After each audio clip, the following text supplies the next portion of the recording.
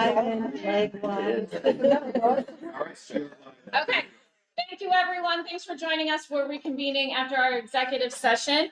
I remind everyone that the meeting is being recorded. If anyone else is making an audio or a video recording of the meeting, can you please let me know now, either by raising your hand in person or online? Katie said no. Okay, great. And we're going to turn the meeting over right away. Where is she? There you are. To Mullen-Hall for our wonderful, for hosting us and for their Mullen-Hall highlight. Thank you very much. Welcome to Mullen-Hall. I'm Rosemary, the principal of Mullen-Hall.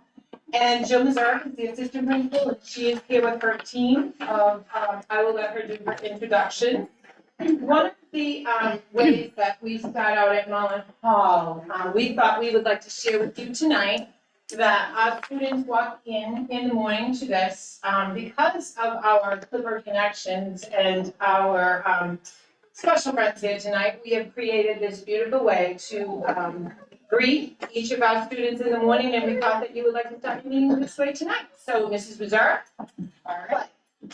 This happens every morning that the students pre-record this. We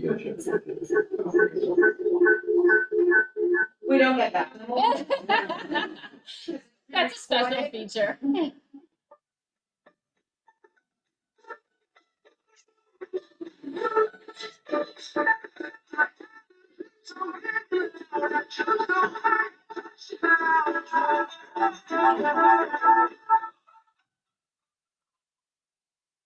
Good morning, Mullen-Hall.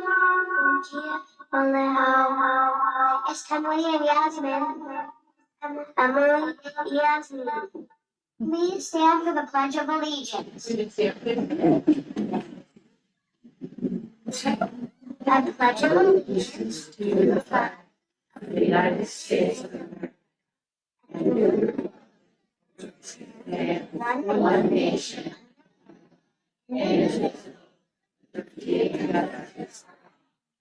Please stay standing for a moment of silence.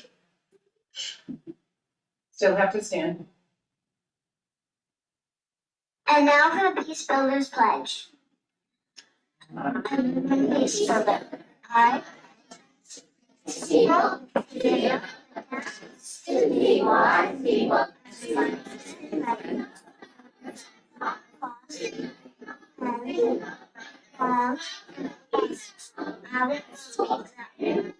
at school and in your community each day. Today is Friday, September 20th, 2024. Hoje é sexta-feira, 20 de setembro. Today is going to be mostly cloudy with some rain. Hoje vai chover. Today's lunch is pizza. O lanche de hoje é pizza. Have a fabulous Friday, Mullen-Hall. Tenha bom dia.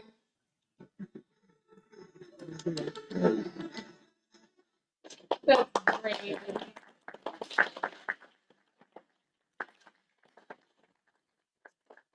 Let's give the credit to Mrs. Reserve that has come out of her group with the Clipper Connections and Lawrence in our group in that population of our students that we have here at Mullen-Hall. So Mrs. Reserve, take it away.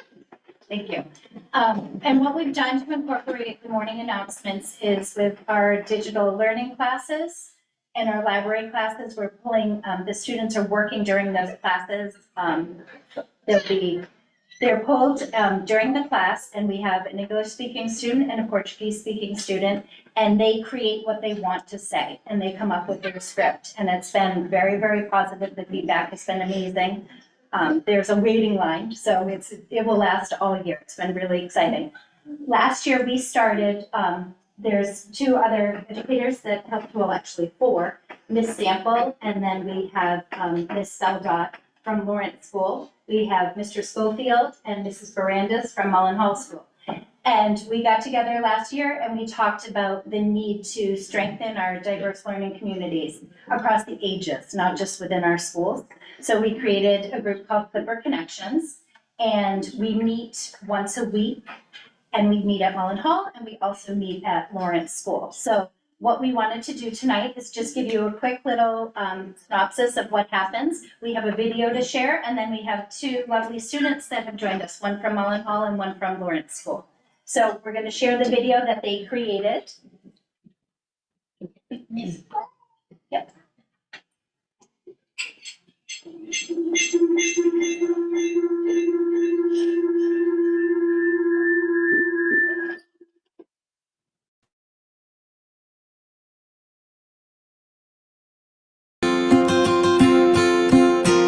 For giving your time. Thank you, Lawrence teacher. Also, it was really fun playing with your students.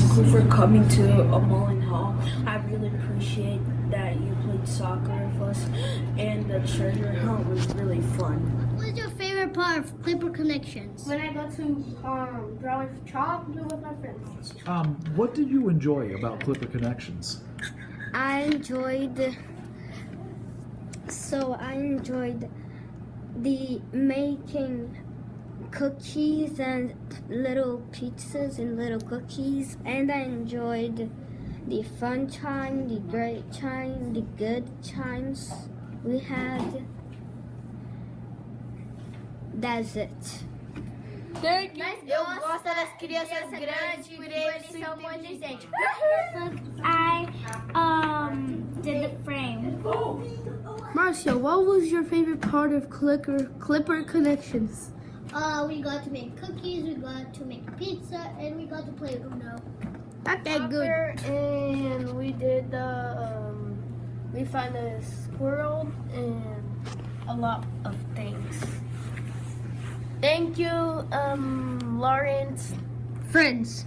Kids, because they're talented. Thank you, Lawrence. What is your favorite part about Clipper Connections?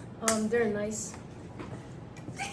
I loved that when we went there, the children were nice and everyone respected each other. What's your favorite part about Clipper Connections? Going with the little kids at Mullen-Hall. Going back to the school. What is your favorite part about Clipper Connections? Playing with the little kids. Seeing people I know. Helping them out. What's your favorite part about Clipper Connections? Seeing my old teachers. Go to the new school because I never went to Mullen-Hall and see my brother. Awesome. What's your favorite part about Clipper Connections? My favorite part was seeing my old teachers.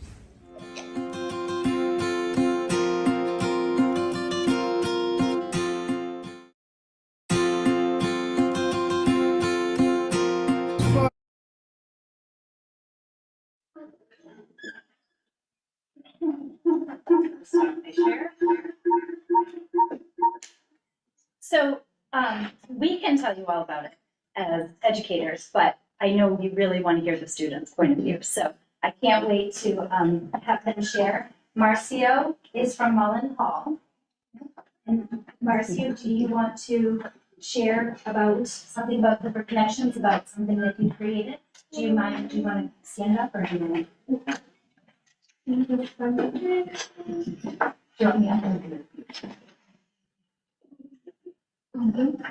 A project that we created last year is they developed a book and we worked on it throughout the year. And Marcia is going to talk a little bit about the book. So this is a book that we created together with partnership thing.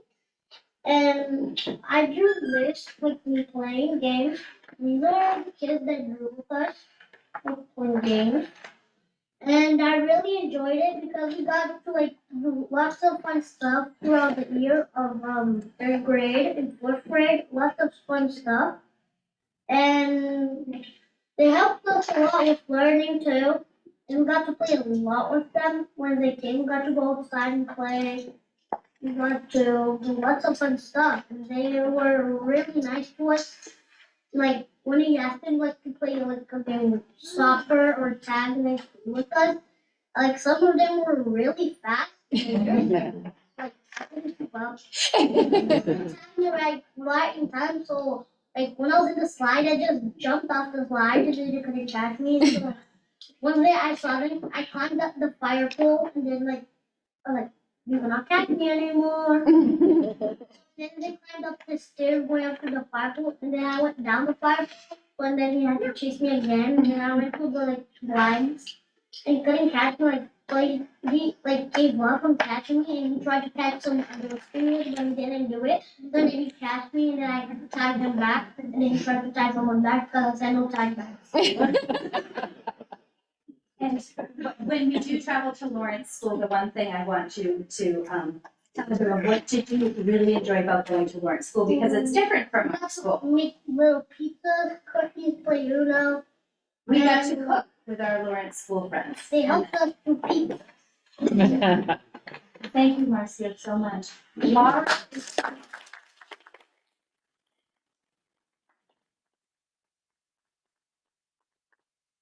Has joined us from Lawrence. And I don't know if you have anything you want to add about Clipper Connections or. Yeah, I'll definitely say something. You can stand up. I think I've enjoyed coming over here to this school. I love the students. They're all really sweet. I'm originally not from here, so I started going to Lawrence, my first school in the community, in the Clipper community. So coming here, I felt a part because I felt like a lot of the students from Lawrence, they came from here. So I came here and I got to know the school, I got to know the teachers, I got to know the students. So I feel like I just felt a part of the Clipper community, and I love coming here. They're all very sweet. They're amazing students, and I'm really happy that I have the chance to come over here, of course, making the sample. But yeah, no, I'm really glad that I became a part of the community in a small way, but I'm very happy for that. We're glad you came. Yeah.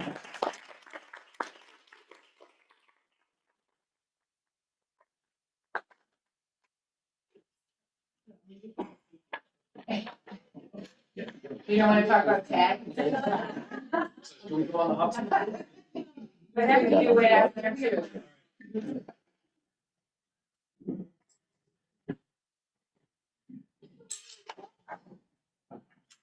Well, I think you've already heard from the most reliable sources.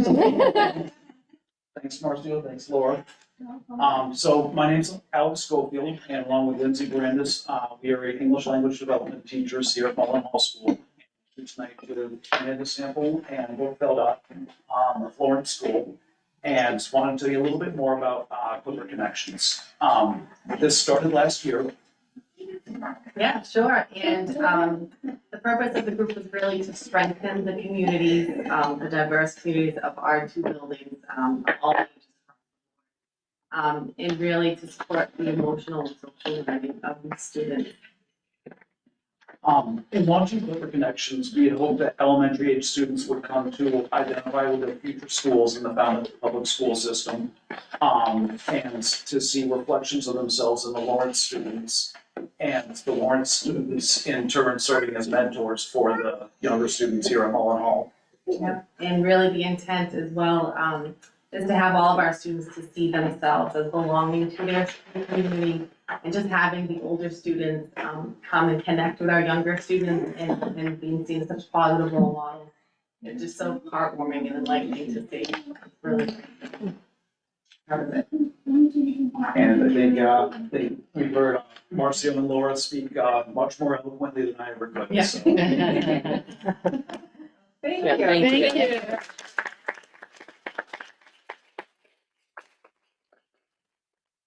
Thank you so much for letting us share our Clipper Connections. Thank you. So, Thank you. It's so great to always come into the schools and see what is actually, which is actually pretty going on amazing. a day-to-day. Yes. Right. Just wonderful.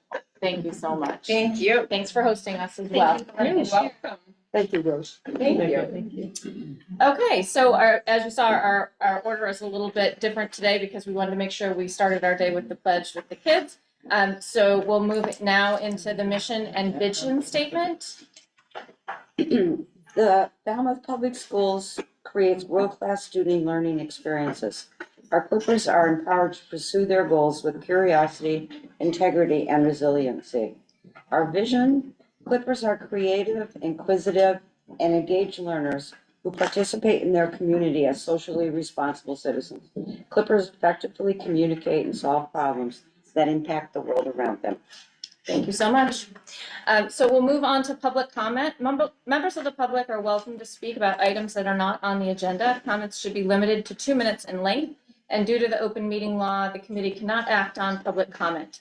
For items on the agenda, the chair may accept comments from the public following the committee's discussion. Additional comments and feedback can always be submitted by email to schoolcommittee@falmouth.k12.ma.us. And unless there's an objection from the committee, I was going to allow for public comment on navigating the future at the start rather than making people sit through our whole meeting. Any objections? Pardon me? Melissa usually does the timer. I'm all set. Okay. Oh, you are? Yep. The kids appreciate that. Yeah, I'm sure no one wants to sit through what could be a very long meeting. So is there anyone here or online for public comment? If you just want to come up one at a time, you just have to move to the table and tell us your name. Hello, everyone. Hi. Thank you for getting back to the My name is Deanne Rockwood. I work as a TA at the T-Ticket Elementary School for Special Education, and I'm also a resident of Falmouth. I'm here to ask that we pause the merger of the T-Ticket and East Falmouth Elementary Schools until we have hired an outside agency to conduct a needs assessment. School districts, as you know, have a responsibility to conduct a fair and equitable redistribution of students when the changing building needs or demographics of a community warrant. Some common reasons for redistricting include equity, student population changes, viability of buildings, enrollment issues, and more. All of these have been presented as problems our community is facing right now. However, there are only 3 immediate solutions currently being offered, and all 3 include the merger of East Falmouth and T-Ticket. The inexplicable urgency has not yet been clearly explained. After attending multiple forums, I have not heard any rationale for such a speedy decision, nor have I seen any data to suggest this combination makes sense. In fact, it's quite the opposite. These 2 elementaries in particular have the highest percentage of students requiring special services and house those families in the lowest socioeconomic strata. When Falmouth redistricted in 2004, the socioeconomic makeup of the schools was a major factor in redrawing boundaries. Who wants to rush a targeted and discriminatory redistricting without any supporting assessments that this actually solves more problems than it will create? I certainly don't. Please ask for evidence that this decision makes sense for our entire community. Our children will suffer needlessly if we don't perform our due diligence for such an enormously impactful decision. Thank you. Thank you. I'm not very good with the timer, so I'm sorry I keep looking down. Come on up, whoever's next. Would someone like to go? Oh, sorry, I didn't see you. Thank you. My name is Amanda McGonigal. I'm a T-Ticket parent.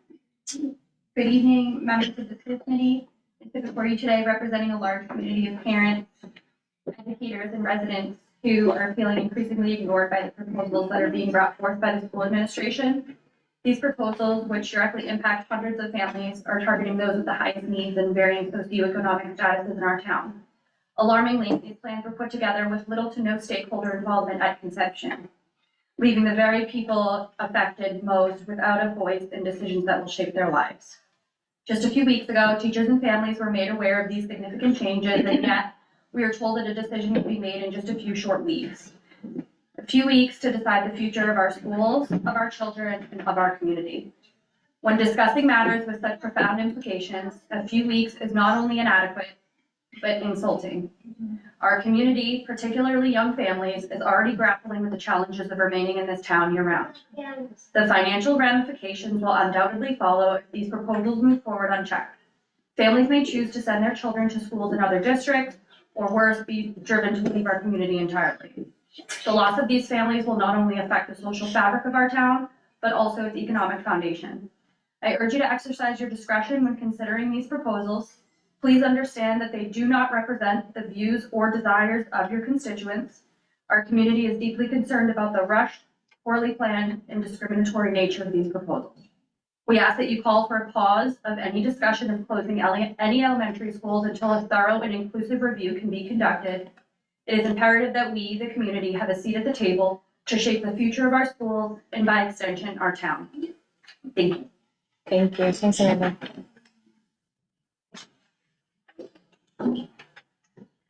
So, good evening, members of the committee. My name is Sarah Malley, and I'm here to express my deep concerns about the proposed relocation of T-Ticket Elementary.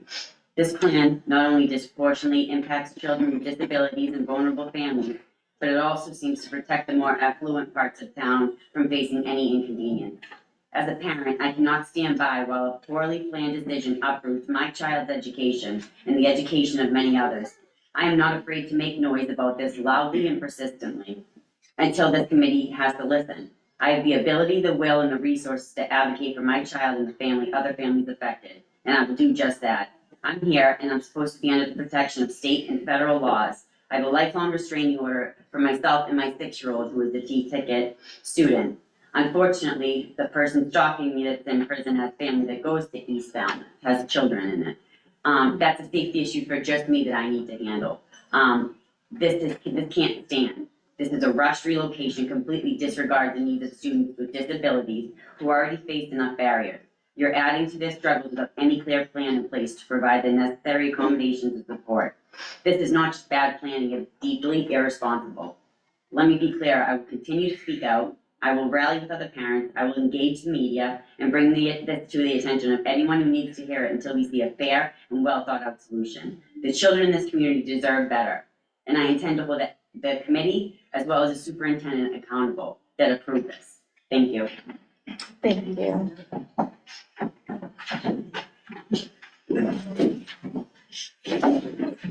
Hi. Good to see you. Different side of the table. My name is Bill Dorfner. I live in East Falmouth, where the area is districted for T-Ticket. Concept of a plan. This phrase has become a punchline and a meme for someone who has no idea or details in reference to what they're talking about. They just expect you to go along with their ideas. Sadly, in my 3 years of being on the school committee, all I ever remember hearing from this superintendent were concepts of a plan. Every time a new position or program was brought up, the full details were never available. Instead, we were asked to vote on new administrative positions, programs, and changes without all the information. In my first school committee meeting, the superintendent proposed starting a virtual school. We were told that if we didn't act now, we would miss the window of opportunity. In that meeting, phrases were used by the superintendent, such as things being put together very quickly and nearly thought through, and when pushed for more information, we were told, we have no data. Time and time again, this pattern continued. When asking for the approval of a district chef, we had no idea if that chef would be part-time or full-time, yet we were expected to approve it anyway. And many of you on this committee did just that. In fact, most of you have blindly followed the superintendent down any path she has wanted to lead you along. During presentations, you routinely watch and listen while only the statistics that are shared that put this administration in a positive light. Meanwhile, anything remotely negative is glossed over or ignored altogether. And yet the majority of you never call her out. Now you are looking at possibly eliminating one of our beloved elementary schools because of another one of Dr. Doerr's grand ideas that has not been completely thought through, has been put together very quickly, and where there just hasn't been enough data and discussion. Every one of you has a responsibility to be loyal to the children and parents in this community first and foremost, not to this administration. Your job is to supervise the superintendent, to provide support when needed, and to remove them when they have lost the public trust in this community. Do your job.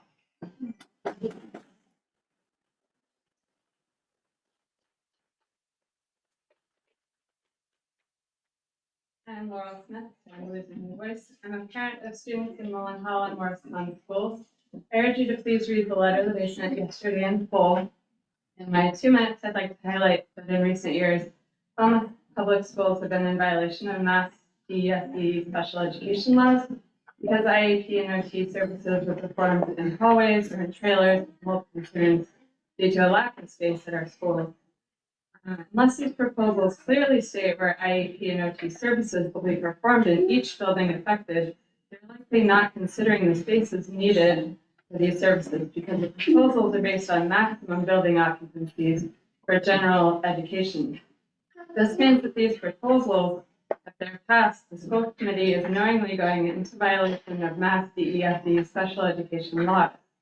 So after condensing student populations and taking T-Ticket and Morris Pond offline, it will be nearly impossible to re-accredit these buildings as school facilities once we realize that this was a mistake. And becoming in compliance with MASC DESE laws afterwards will be very difficult.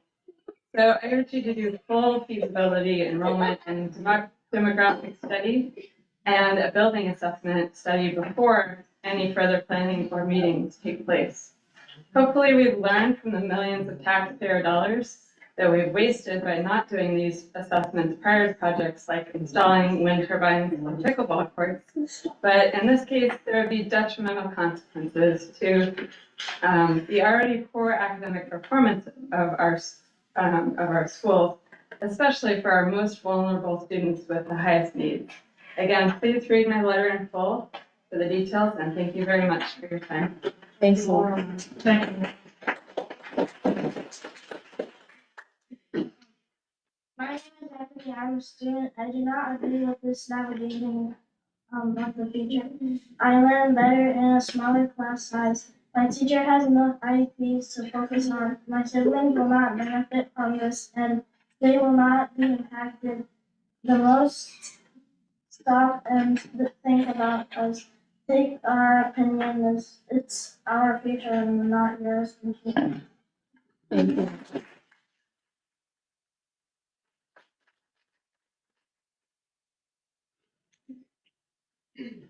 Good evening, guys. My name is Paul Kirk, and I'm the father of 3 boys currently enrolled at T-Ticket Elementary. I'm here to voice my concern over Dr. Doerr's proposal to merge T-Ticket and East Falmouth Elementary School in order to create an early learning center at T-Ticket. While I understand the need to expand our current pre-K services, these proposals have raised more questions than answers. There are too many specifics to talk about here, but among the most concerning issues is the rush timeline and lack of public awareness. This was announced weeks ago, and there are still many people in the Falmouth community that do not know about these proposals or fully understand what's being proposed. Despite requests, many of the community forums to this point have not been to allow the community as a whole access to hear the concerns voiced by the staff and parents. This issue deserves more conversation and outreach. In addition, there's been no pre-feasibility study done to fully grasp the challenges that will arise as we try to make a major change in our current school structure. I ask that we as a town take a pause to allow time to have a pre-feasibility study done and to fully engage with the community and the school staff that will be most affected by this change, but also the Falmouth community as a whole. We need to give the Buildings Need Committee more time and more information to make an educated recommendation to the school committee. The timeline proposed is simply too tight to have a full understanding of the issues that will arise in these proposals. Again, while I understand the need for changes in our school system, the community deserves more time and more information to base these decisions on. So I ask for a pause to this merger until we can find an equitable solution for all students and a fair process that fully engages with the community. Thank you. Thank you.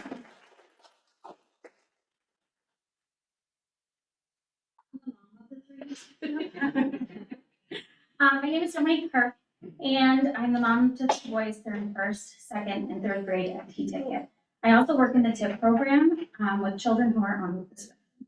3 weeks ago, a bomb was dropped on us. The 3 timeline proposals all have problems that will only affect the children from T-Ticket and East.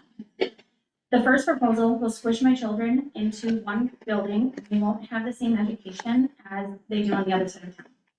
The second proposal will split up my family and many others by putting our children in 2 different elementary schools, causing chaos with our busing, morning routines, and different school events. The last proposal is even worse. It will leave my youngest child alone at T-Ticket for his remaining years in elementary school, only to be surrounded by 3-year-olds, 4-year-olds, and 5-year-olds. As a staff member, I'm most appalled that Dr. Doerr doesn't have a plan for our TIP program and has left it out on every presentation, and it's our most vulnerable population. If you weren't aware, East Falmouth and T-Ticket have the highest needs in town, and we have the lowest social economic status, and we have a huge ELL population. While Dr. Dorr has set up multiple forums to discuss these proposals, she has failed to bring an interpreter to every meeting. She has failed to put these forums, so many families were have child. We're asking, what's the rush? Why can't we pause and make sure that the children currently enrolled in these elementary schools are taken care of before we create a whole new program that so many children would be uprooted? Thank you.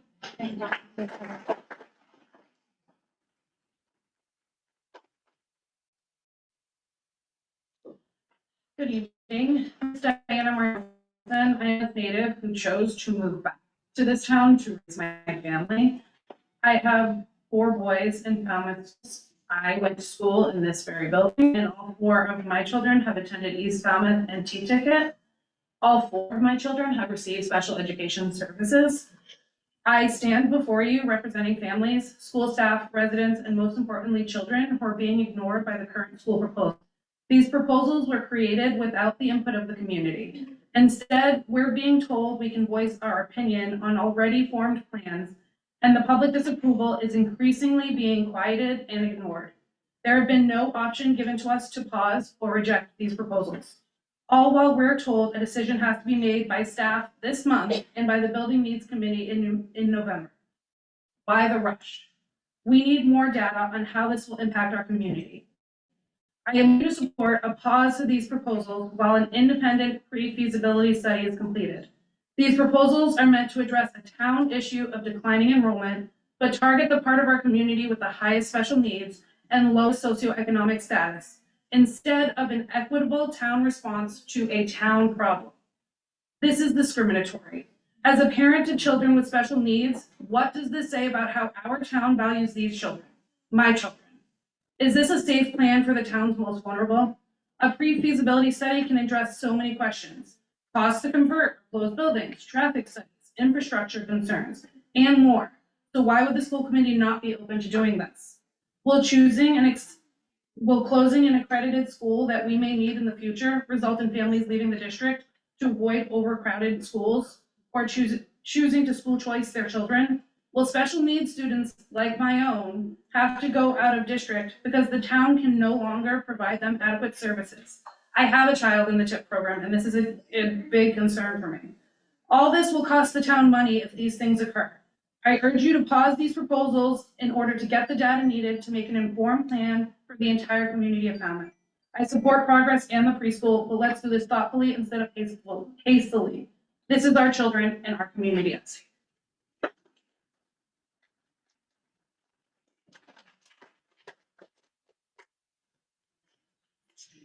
My name is Julie Emma Weldon, and I'm a parent and a student at East Falmouth Elementary School. I'm also a business owner of a family child care program located in East Falmouth. Prior to opening my family child care, I was a director of a center-based preschool on Martha's Vineyard for many years, a total of over 22 years in teaching and administration in early childhood education. I would like to address the Falmouth School Plan. In Falmouth, we all have a very robust early childhood care community. Licensed through EDC, there are roughly 12 early child care centers, 3 of which are in East Falmouth. A new center called Sea Stars Early Learning Center will be opening this November. There are also roughly 17 early family child care programs. 15 are located in East Falmouth. In all of the programs I spoke to, no one is in favor of this proposal. Most of the early childhood programs currently are full with infant and toddlers and have plenty of openings for 3, 4, and 5-year-olds.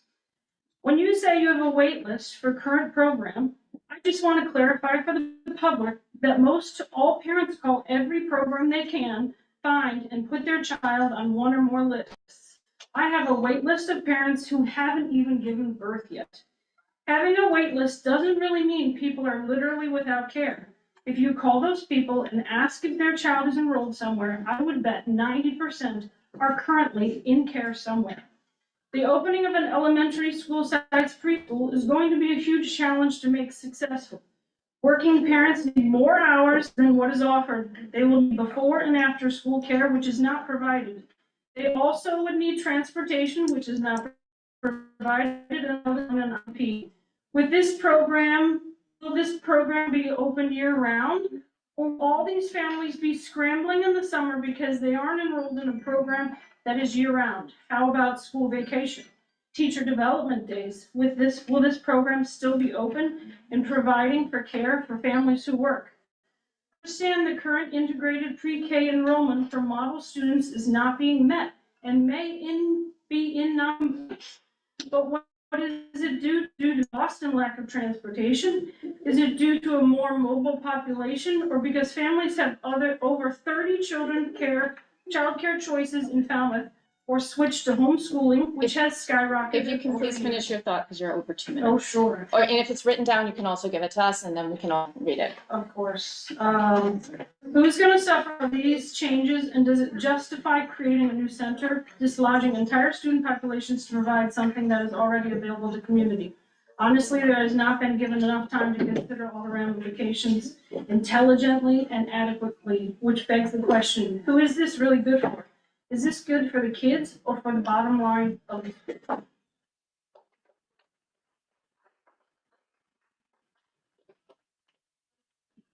Good evening, my name is Katherine. I'm a parent with 3 kids in the Falmouth school system. I just wanted to comment on the way that the last Navigate the Future went at Morris.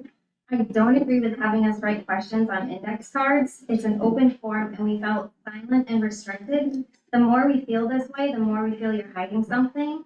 The fluctuation needs to go both ways. If meetings have to go 3 hours, meetings have to go 3 hours. It's a tight deadline and we need as much questions answered so we all can navigate through this together. Thank you.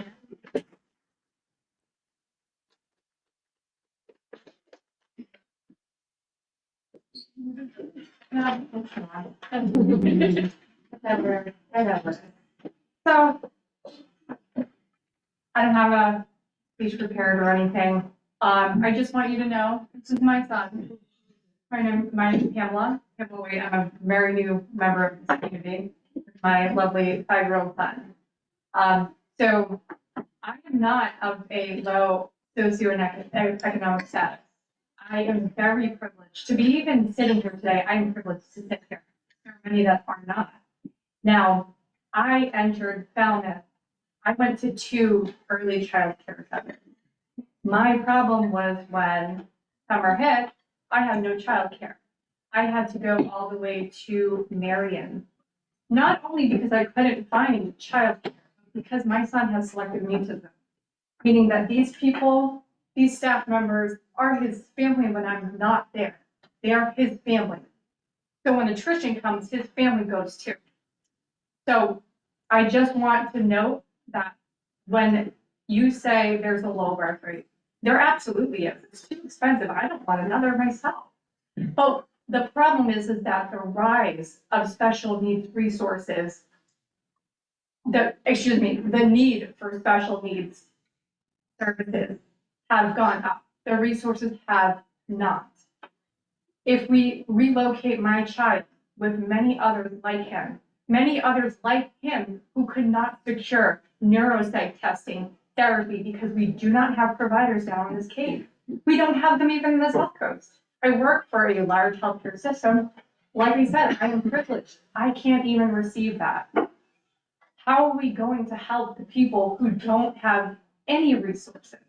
I've seen so many in this community, myself personally.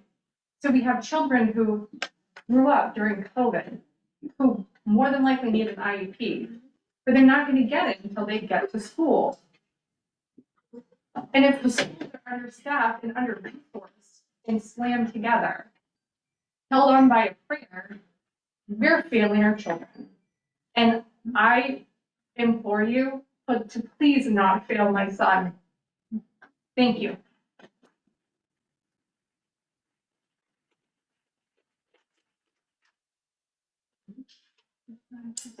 Is there anyone else in the room for public comment? Yeah, I'll talk. Oh, come on up. All right, so good evening. Most of you know me by now. My name is Kevin Ryan. I have 2 kids in the T-Ticket school, 1 child who will be in the school system shortly, and 1 child on the way.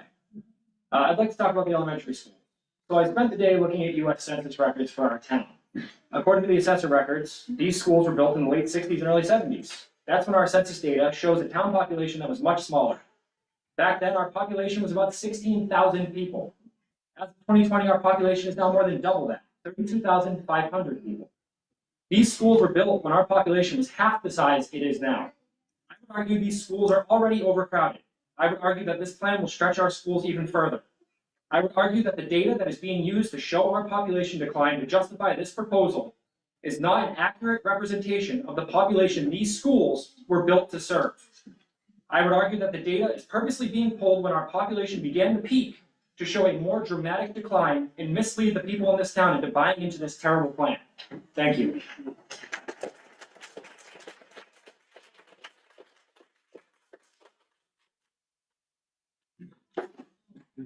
Hi, my name is Kara Detler. I'm 28 years old. I've been a part of the community here for about 8 years.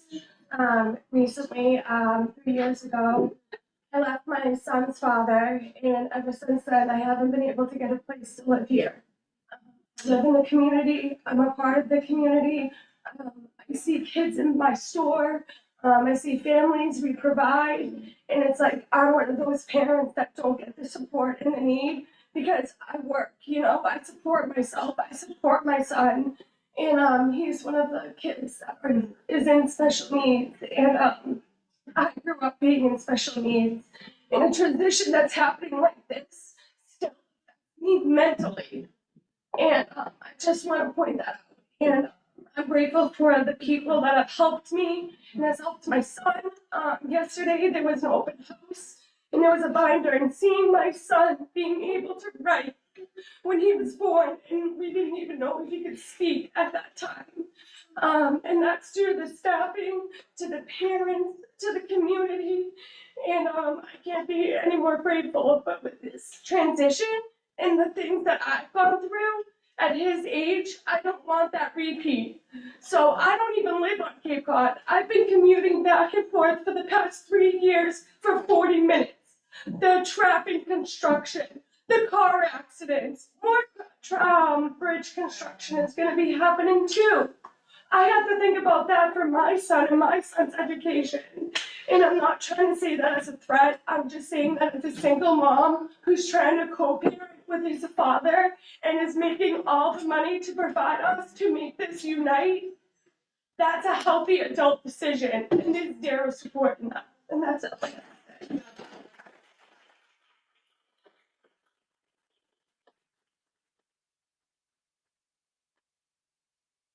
My name is Dory Gray. My son is entering kindergarten next September. Currently zoned for T-ticket. We are one of those 12 families on the wait list for pre-K that keeps getting brought up over and over. And I just wanted to say that as nice as it would be to have that, I don't want to rush that pre-K in the expense of his future and his future in the Falmouth public school system. I'd rather continue where we are. Like the other person said, there is available preschool out there, even though you have to pay for it. I would rather do that and know that the future in the Falmouth school system is secure. We moved here from New York City 3 years ago, in large part so that he wouldn't have a lot of the problems that I had growing up in a very packed school system. So again, I would love a pause just so we can make sure that this decision now isn't rushed and that the future of our children in a school system is secure for the next 20 plus years. Thank you.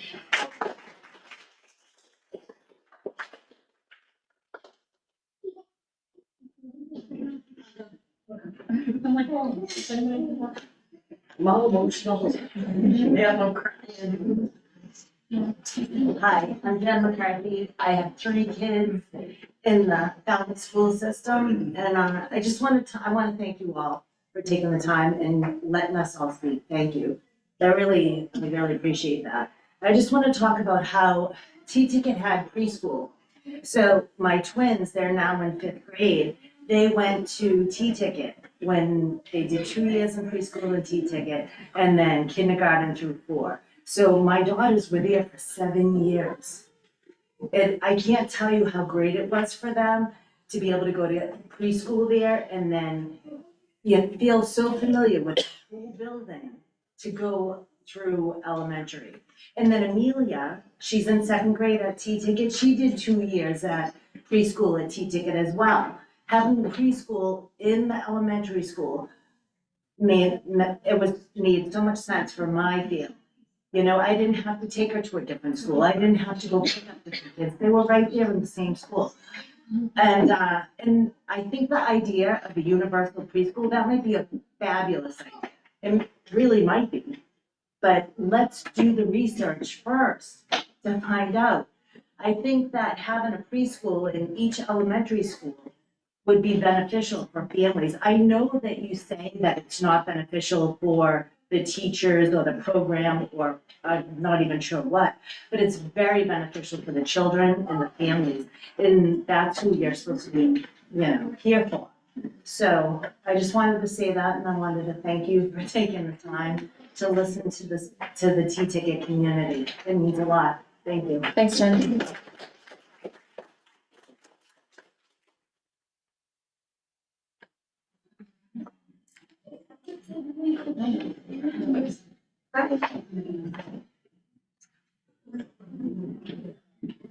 Hi, my name is Sarah Bogdan. I've lived in Falmouth for 21 years. I have 3 children, one at Lawrence, one at Morse Pond, and one in 3rd grade at T-Ticket.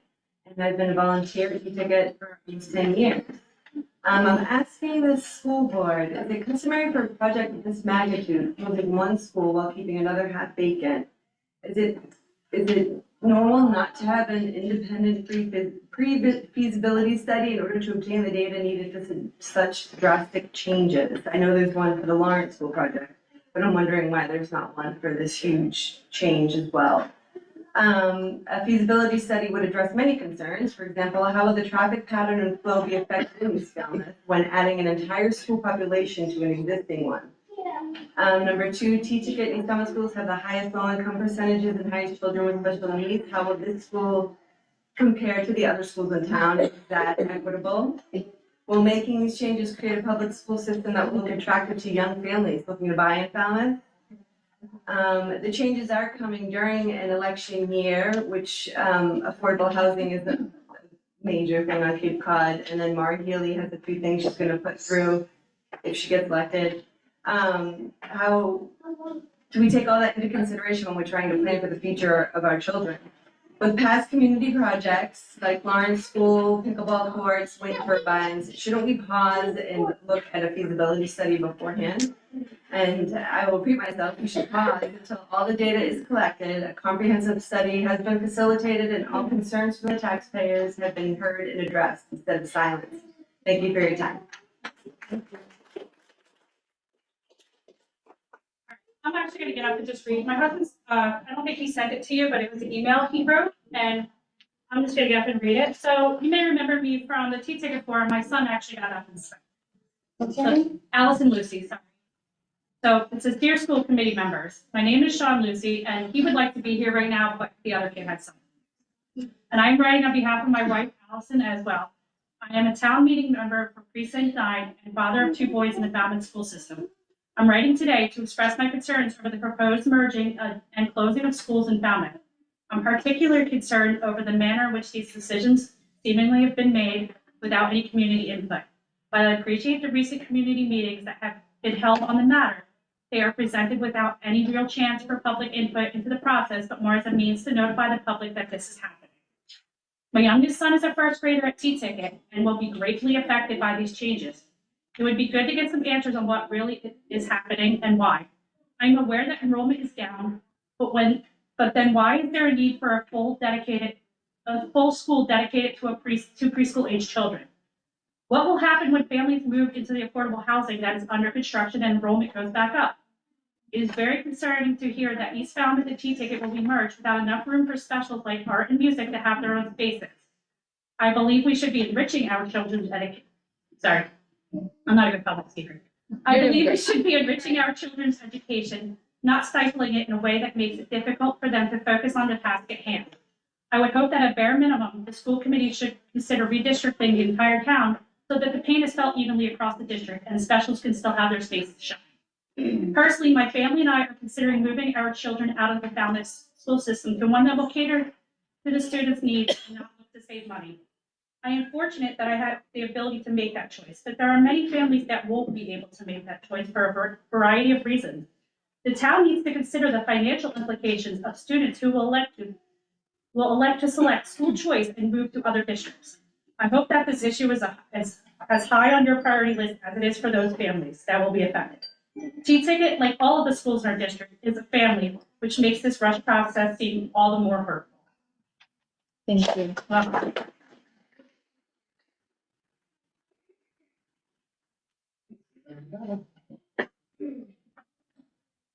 Anyone else in the room? We have one person online. Ryan, can you promote Tanya Oliver? Thank you.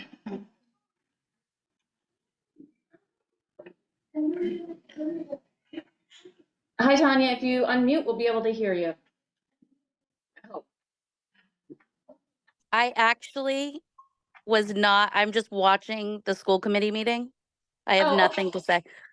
Okay, that's fine. Thank you. I just saw that hand was raised. I'm just No worries. You're off the hook. Any last public comment for tonight? Oh, yeah, come on up. Good evening. My name is Kelly DePina. I'm a mom of 2 students that attend T-Ticket and another attends Morse. I'm a resident of Falmouth. I'm born and raised in Falmouth. Was a Clipper, attended East Falmouth, attended North Falmouth, Morse Lawn Lawrence High School. I'm also a TA in the TIP program. I love my job. My children, and then there's my other children. I just ask that you think about the students in the TIP program, in structure, stability. Most of them are nonverbal and can't speak up for themselves, so I'm doing this for them. Please think about this. Pause. Let's make it right for everyone in the community. Thank you. Thank you.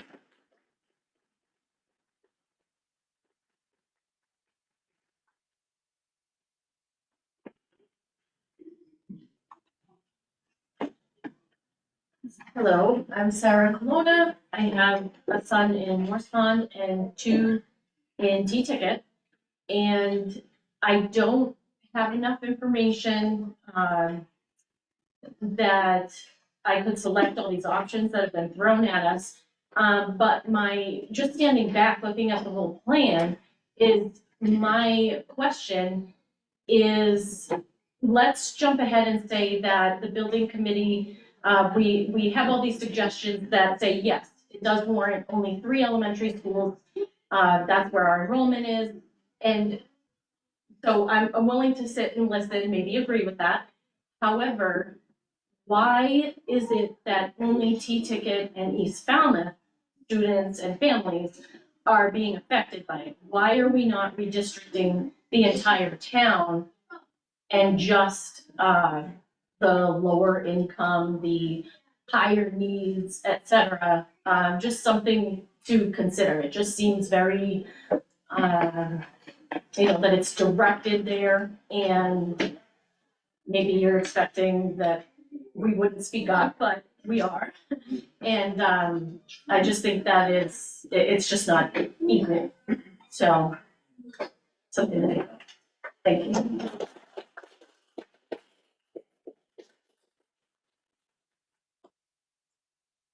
Okay, last call. We can have one more person, then we'll be at an hour. Anyone else? All right.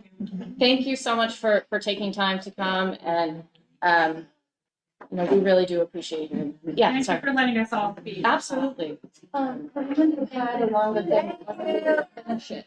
Connor, I asked her if she wanted to give it. She said no. Didn't she? Didn't I ask? Do you want?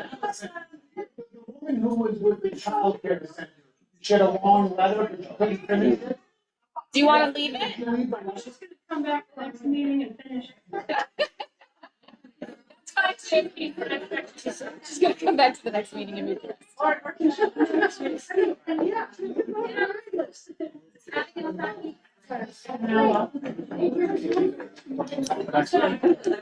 Can you email?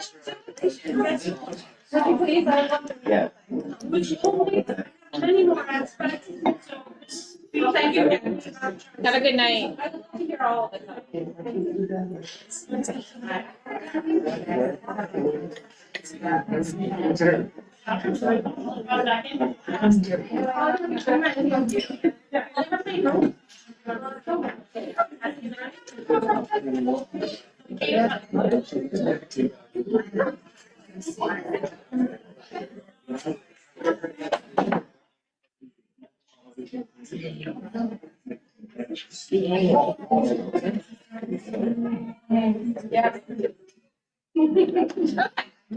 So we'll move on to, the update on the budget and specifically about transportation funding.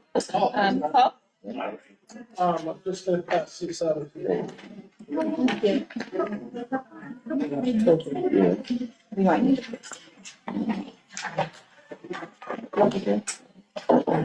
Thanks.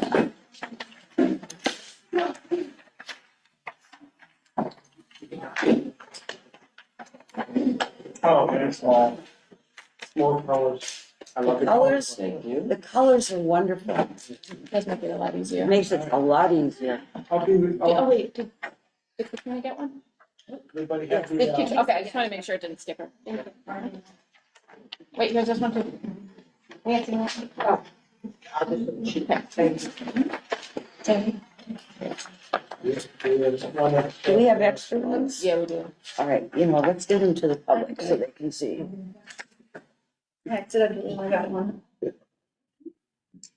These are extra. Wait, I just wanted to.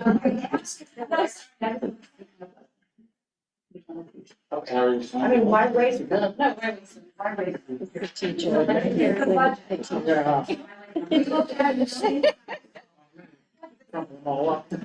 All right, Paul, which one are we starting on?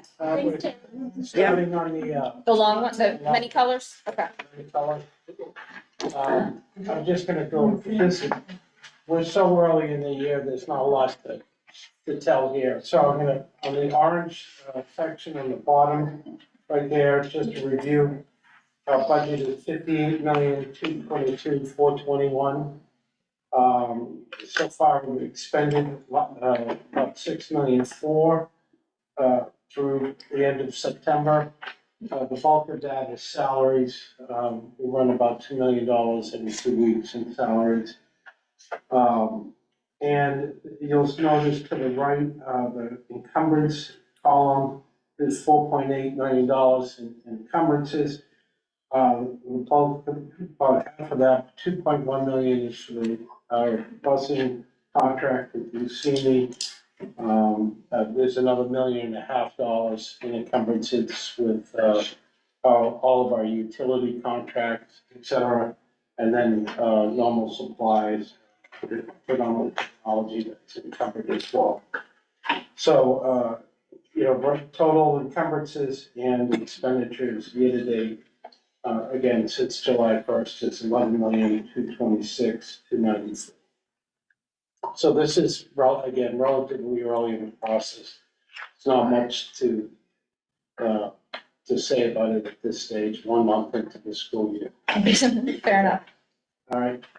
So one of the, things we want to do is dive into some particular topics. The first one up here is our transportation. This is the last year of a contract with Lucini as our third-party transportation.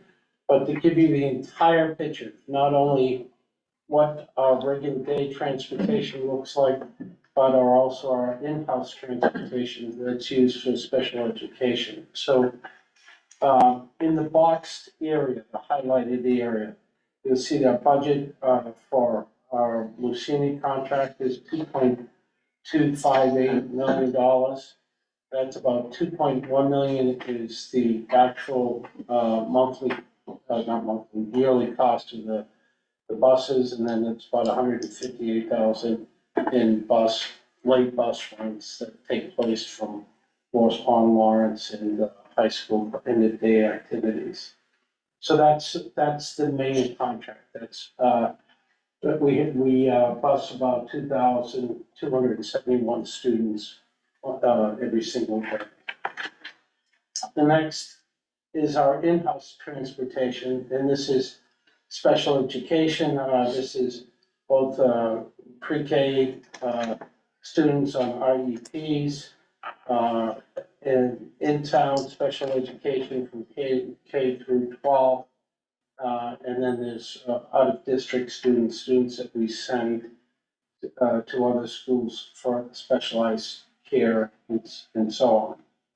Also total there is about 189 students. We'll see the total there is 1.994 million. The 1.778 million is actually on the budget. And then we have the lease, for the vans and, minibuses that we lease, is on the, school tuition, revolving credit, so, not revolving credit, but revolving. So the total budget for transportation is 4.253 million. In-house, we have, roughly 26 vehicles we either own or lease. We lease 16 of those, 4 vans, 12 buses, we own 9 vans, 1 bus. As I mentioned, we're transporting about 189 students on a typical day. And for Lucchini, for the regular day transportation, we have 21 buses that we run. And that's down 1 bus since last year. One of the biggest challenges I do want to just point out is hiring bus drivers. It's a real dilemma. The reason why we're down 1 bus this year with Lucchini is because of inability to hire drivers. So it's a challenge across the Cape. It's a challenge across Massachusetts. It's hiring bus drivers. It's a big issue. And just wanted to note that. All right, and we expect that probably by mid to late January, we'll have a recommendation on a new contract. For the next 3 years. Do you have any sense on whether or not it's gonna be a lot more than our previous contract? Would guess, and we have a lot of input in the construction in that contract. So we're hopeful that it would be less than 5%, 5%. Okay. Any questions for Paul? Yeah, Mike. I got a question for you about this bus contract. Because parents have been asking me now for the last couple of years about some kind of a GPS tracking Yes. on the buses and not to the parents directly, but to the school. So then the schools would have an idea of where certain buses are in case of an emergency, that kind of thing. Is that something that you could? It will actually be in the contract. So yeah, by the time we, next year, we should have GPS locator and the ability to parents to be able to go on an app and see where that bus is. Oh, how nice. So you don't have to like stand in the snow on the curb for like an hour or whatever, and you'll actually be able to see it's coming around the corner.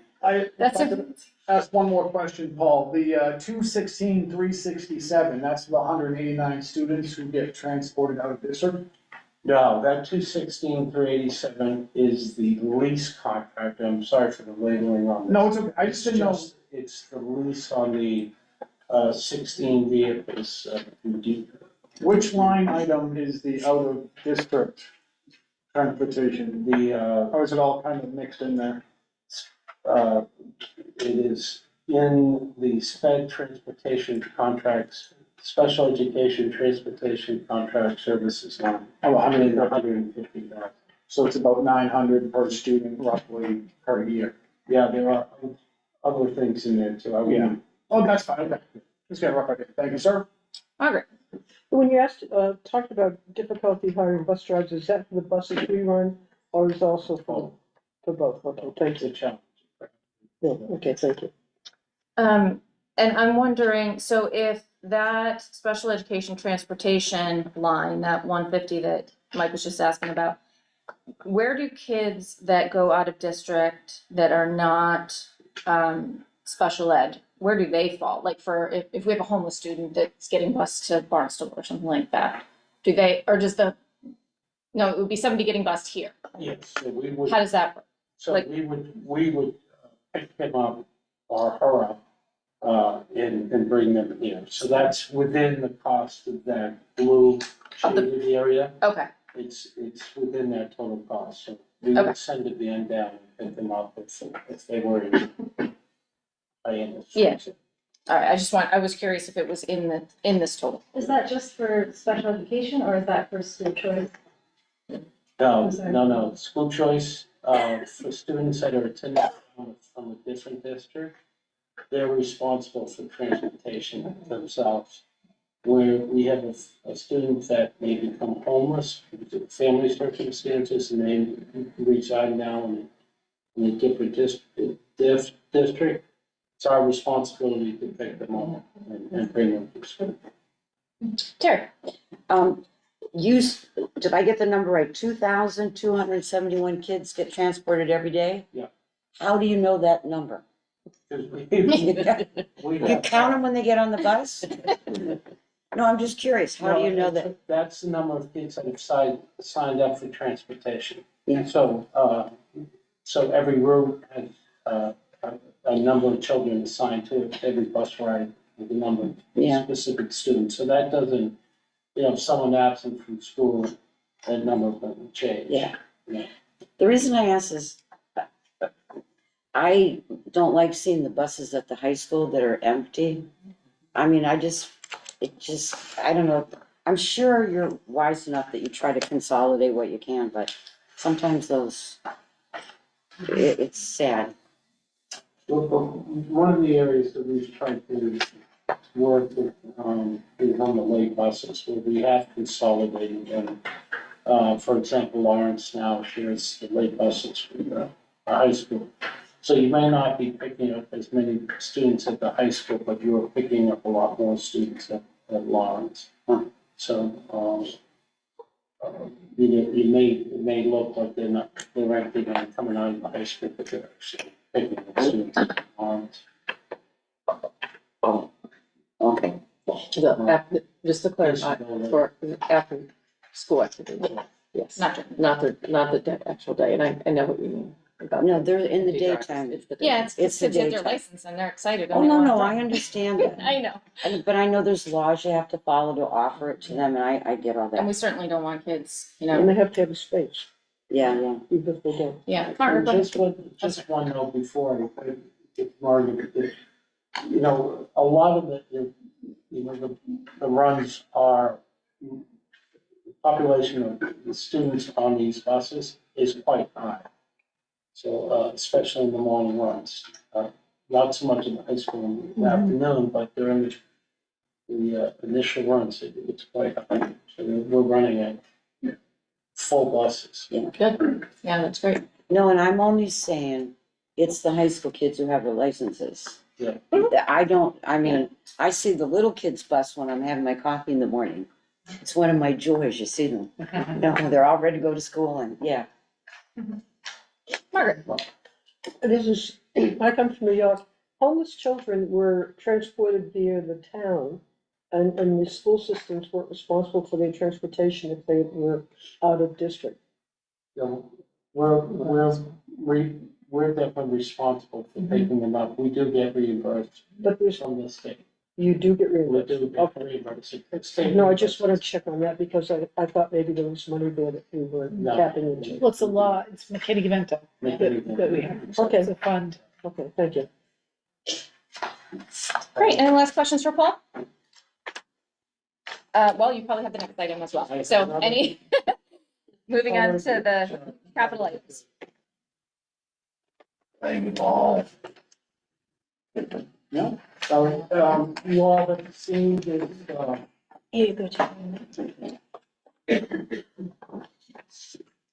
before, this is the capital list, that you had approved.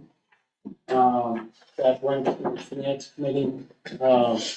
And to know, just the only exception on the approval list was the exterior, you see it highlighted in yellow, $26,000 ironwork for the storm drainage. We're gonna put that back onto the list. I think it was just an error. The good news is that the finance committee unanimously approved. I think there was one abstention of the entire list. And so this list will be going on to town meeting in November. Again, with the one exception of the storm drainage. And that we can, That one's taken, I'm sorry, I missed it. That one is taken out? yeah, it was taken Okay. out. It did not make the final list. Didn't make the They cut, approved. okay. We can put it on in another date. Okay.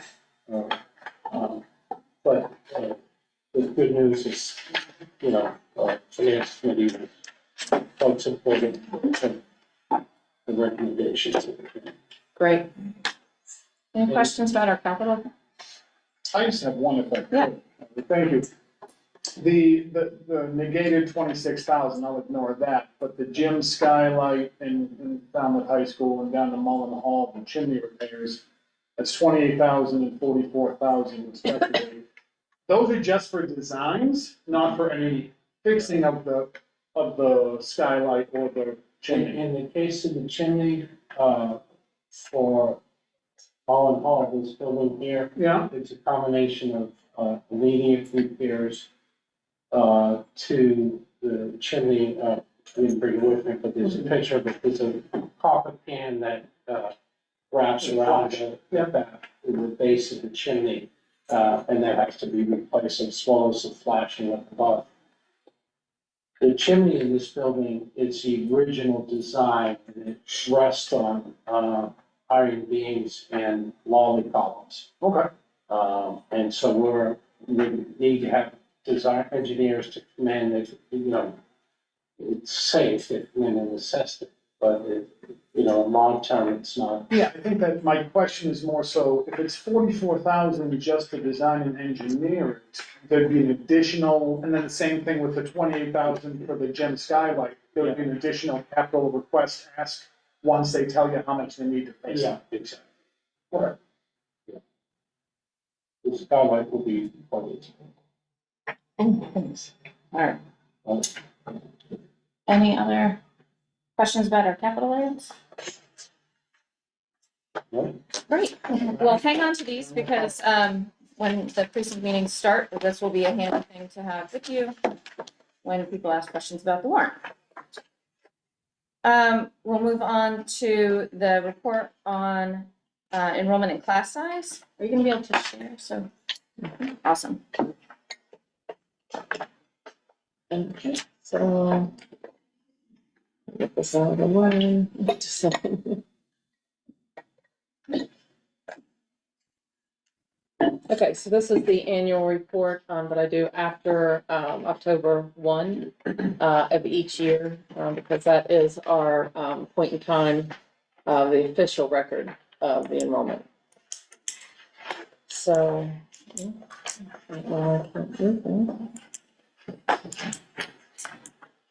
it's not moving. Click on the screen.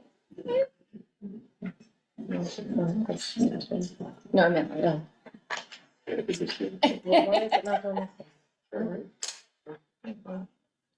there it goes now. Okay, now it's working. Maybe it just need to get completely loaded. It might, the whole thing maybe need to be loaded. Okay, so here we go. So here's the current enrollment that, I'm sorry, it's, in the top, it says 23-24. This is the 24-25 school year. My apologies for that error. And I will correct that for the record. So Falmouth High School is at 717, Lawrence at 474, Morris Pond at 472, East Falmouth at 190, plus 115 at pre-K, Mullen-Hall at 364, North Falmouth at 304, T-Ticket at 238, and we have 44 students out of district. This is per the look per grade. As you can see, we always have a, the bubble year, was a few years ago, and it's moved up. It's, at third grade now. The other bubble grade is at seventh, although it's starting to not look like so much of a bubble. It's pretty much evened out, on that, section. So, in this, you can see, from fifth grade through eighth grade, you're at, a certain level. If you look at fourth grade, other than the third grade bubble year, second, first, and kindergarten, is kind of, the enrollment has dropped down to another level, and we see that,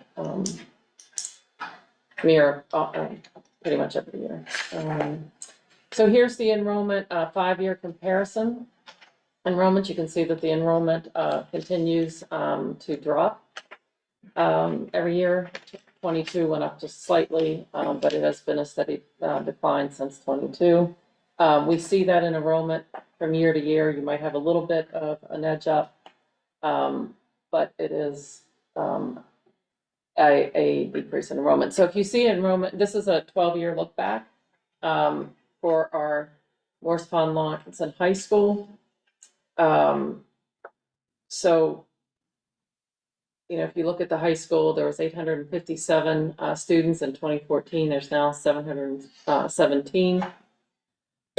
Excuse me. So forth and so on. And you can see Lawrence had 544. They're at 474, and Morse Pond at 592. A decline down to 472.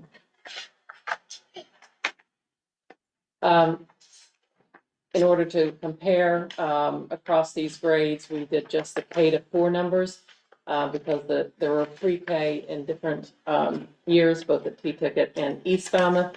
So we removed the pre-K, and you can see the enrollment in the 12-year look back for each school. T-Ticket K4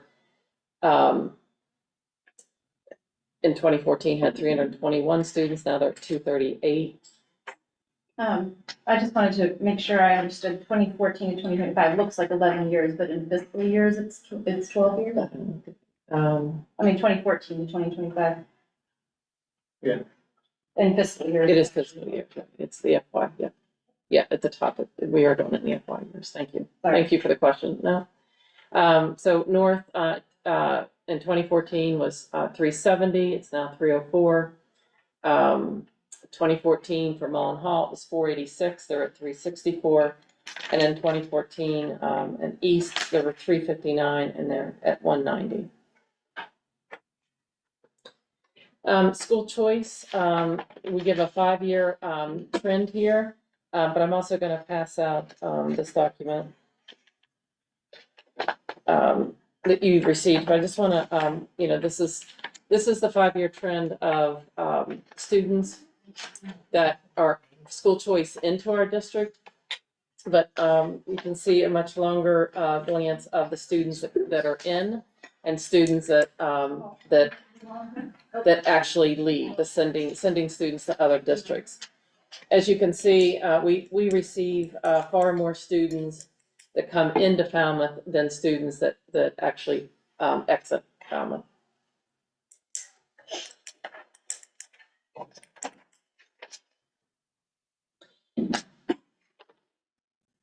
So the average class size, first I'm giving the average for the grades, and then the range, high and low.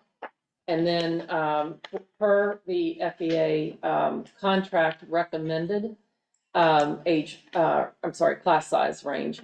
So in kindergarten, we have a 16.9, the range lowest at 14, the highest at 19. The contract actually says 16 to 18. We have the 19, there are 3 classes at Mullen that are 19 in kindergarten and 1 at 18. Otherwise, all classes are 14, 15, 16, and 17 at the other schools. We have first grade, average of 16.1, a range of 14 to 18, and the recommended is 18 to 20.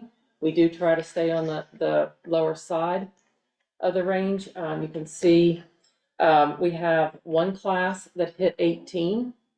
The other classes are, from 14, to 17. In grade 2, 17.6 is the average. We range from 16 to 19. The recommended is 19 to 22. We have one class at North at 19 in second grade. All the rest are at 16 to 18. In grade 3, the average is 17.7. The range at the lowest at 15, the highest at 19. The range 19 to 22. We have one class at North in third grade at 19 and 4 classes at Mullen at 19. Otherwise, across the district, they are 15 to 18. And in grade 4, we have 17.5 is the average. The lowest range is 14, highest 21. The recommended is 21 to 24. Mullen is the only school. They have 4 classes at 21. The other classes across the district are 14 to 17. And then Mullen-Hall is the 21.6 average at 5th grade and 21.4 at 6th grade. You can see the range, which is, we have a couple classes at 5th grade that are above the 21 to 24 range, but most of the classes are right in the range. Okay, so looking at student populations, this is a multilingual. The last column was the FEA contract, right? Yeah. Okay, no, you said it was recommended. Well, it's recommended in the contract to stay within those ranges. And that contract is an agreement between the FEA and the school committee. Okay. But even the language in the contract says. I'm sorry? recommended. The language in the contract says recommended because. Okay. it's sometimes I you just wanted to can't- That's why there's like one outlier, right? Okay. Yeah. That's out. Well, I noticed there was outlier, that's Yeah. why I asked. Okay, so the multilingual learners, here's a 5-year look. You can see in 2021, we had 4% of our population. And this year is 7.5. It has steadily grown. Yeah, If I could, yeah, it's better to do it now, I think. yeah, can we break down this slide by building? Because the slide itself is good, but doesn't give enough data into where those multilingual learners are. Good question. Thanks. I mean, I'm sure she can't do it on the fly, but. Oh, I know. Yeah. We'll take a break. Next time. And can I assume they're all Portuguese speaking or they're multi? No, we actually have several languages. I could provide you the data, the number of languages we have in our district. Portuguese is by far the largest population. Students with disabilities, 5 years ago, we were at 19.1. We are at 24.1. This is in-district enrollment. If you include the out-of-district, we're over 25%. Mike, I'm guessing you want this thing? Yeah. Yep, I figured. No worries. Economically disadvantaged, this has changed with FY 21, we were 33.6. We grew in FY 22, FY 23, FY 24, FY 25 is reporting in at 41.3. Pretty similar to FY 22. Yeah, oh yeah, I saw we you just. Not for this one, no. Yeah. If you wanted, Patricia, go ahead. No, I think it's good to, I agree, I think it should be for all of them, but I have a question on that. So the calculation is, because I know sometimes the state They decides changed the different. calculation. Did they change it this year? Is They that did. why? Not that I know of, no. So we're actually, that's interesting. Well, hasn't the employment rate gone up too?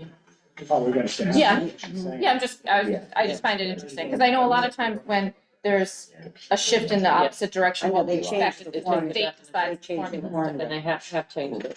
Yeah. All right, so Okay. here's a look at our race ethnicity. We are at 4.98% African American, 1.68% Asian, 10.79% Hispanic, 1.03 at Native American, 74.2% white, And our multi-race, non-Hispanic, is at 7.32%. Can we get, I'll ask the same Oh, question. yeah, no, I'm wasn't assuming sure. it's all of them, yeah, I totally agree, I wanted to. Okay. All right, that is the, Were there any last questions, or did we hit them all where we're going? Go ahead, Glenda.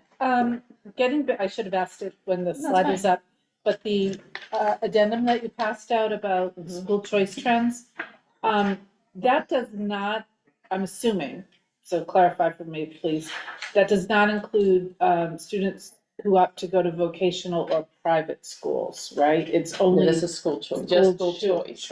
Yeah. Would it be possible to get figures that reflect students the number of students who do opt for vocational or private schools? Because I think that would be an interesting figure to consider when we're looking at our enrollment trends. So the official record on that is in January, and so I can put that down as a January update. Thank you. Right. Any last questions? Just one. Yeah. How are the, like the building capacities calculated? Is that just like by rooms and then by how many? Certified, it's certified, the town actually, does it, so that, Is that students or that's just like entire population? No, it is for students, Okay. so, it's not necessarily just square footage. So when you saw that like Mullen is lower than some of the other, I don't know if you saw that. Which slide are we looking at? Um, The one that's got the capacities of each building for elementary. So at the top, at each one, it says the capacity for for each school. It's what the town is certified for the schools. Just was using this as an example, even though Mullen-Hall is a very large school, the way the rooms and the layouts, there's quite a bit of space, like in each pod. I don't know if you walk through, you can notice. So the capacity for children is what it goes on. So even though the school may be a little larger, it's Well, I would guess that also Mullen's capacity was probably the most recently calculated, and it might be more accurate based on how we educate, like whereas East's numbers seems very high. But when they do that, they don't take in education. Oh, they don't care how we teach, they No, just. they don't care how we Okay, teach, right? well, so much for that logic. Yeah, sorry. I Interesting. That's what I was thinking. Yeah, the 600 at capacity, there was actually 600 students in East Falmouth in 1994. Just as a random, When do we random start? thing that. Go ahead. When do we start using those trailers in East Falmouth? So the 2 trailers were added in 2003 at East, and there were, I believe 4. Okay, don't totally quote me on this, but it was close. It was like 464, something like that. And in T-Ticket, the 2 trailers was added the year before in 2002. And I'm not gonna guess at that number, and I don't think I had that. I don't have No, that. that's okay. I just. Gives us an idea. A rough, no, I don't need to know the No, exact. it's some of the data that, that we pulled when we were looking at everything, right, on that, and so, yes. We've been looking at a lot of data, so I keep it all the numbers exactly. So, but I can get that for you. No. There's just so much at her fingertips, it's very impressive. Yeah. Thank you. Any other questions on the enrollment update? Okay, great. Thank you for that. That was awesome. Next up is discussing and acting on the amended school committee meeting schedule. So I had mentioned at the last meeting that town hall discourages meeting on election day, but we have a meeting scheduled for election day. And I didn't really feel like I should make the call on whether or not we cancel or move it. I felt like y'all should weigh in on that. So we can cancel the meeting and reschedule it for the next day. Oh, I'm sorry. It says this, on the agenda, it says November 6th, but it's a typo. It's a typo. If you look at your sheet, it's November the 5th. That's what you're is election proposing, we should move it to November 6th. No, we can either move it to November 6th, or we can keep the date that we have and just have, a short-ish meeting. That was the date you said you could, Oh, it is your birthday? Okay. or was it no, it was the next Tuesday. I think it was the next Sorry, I Tuesday. misspoke. It would be moving it to the 12th. I would make that motion. So I just thought that the committee should make the call on whether or not we keep it or not. I didn't feel like that should be my job, so. You were making a motion for which, Mike? The 12th. Moving it to the 12th, I'll second. and Chris, and discussion on that? So then Any we would have thoughts? 2 in a row. Yeah.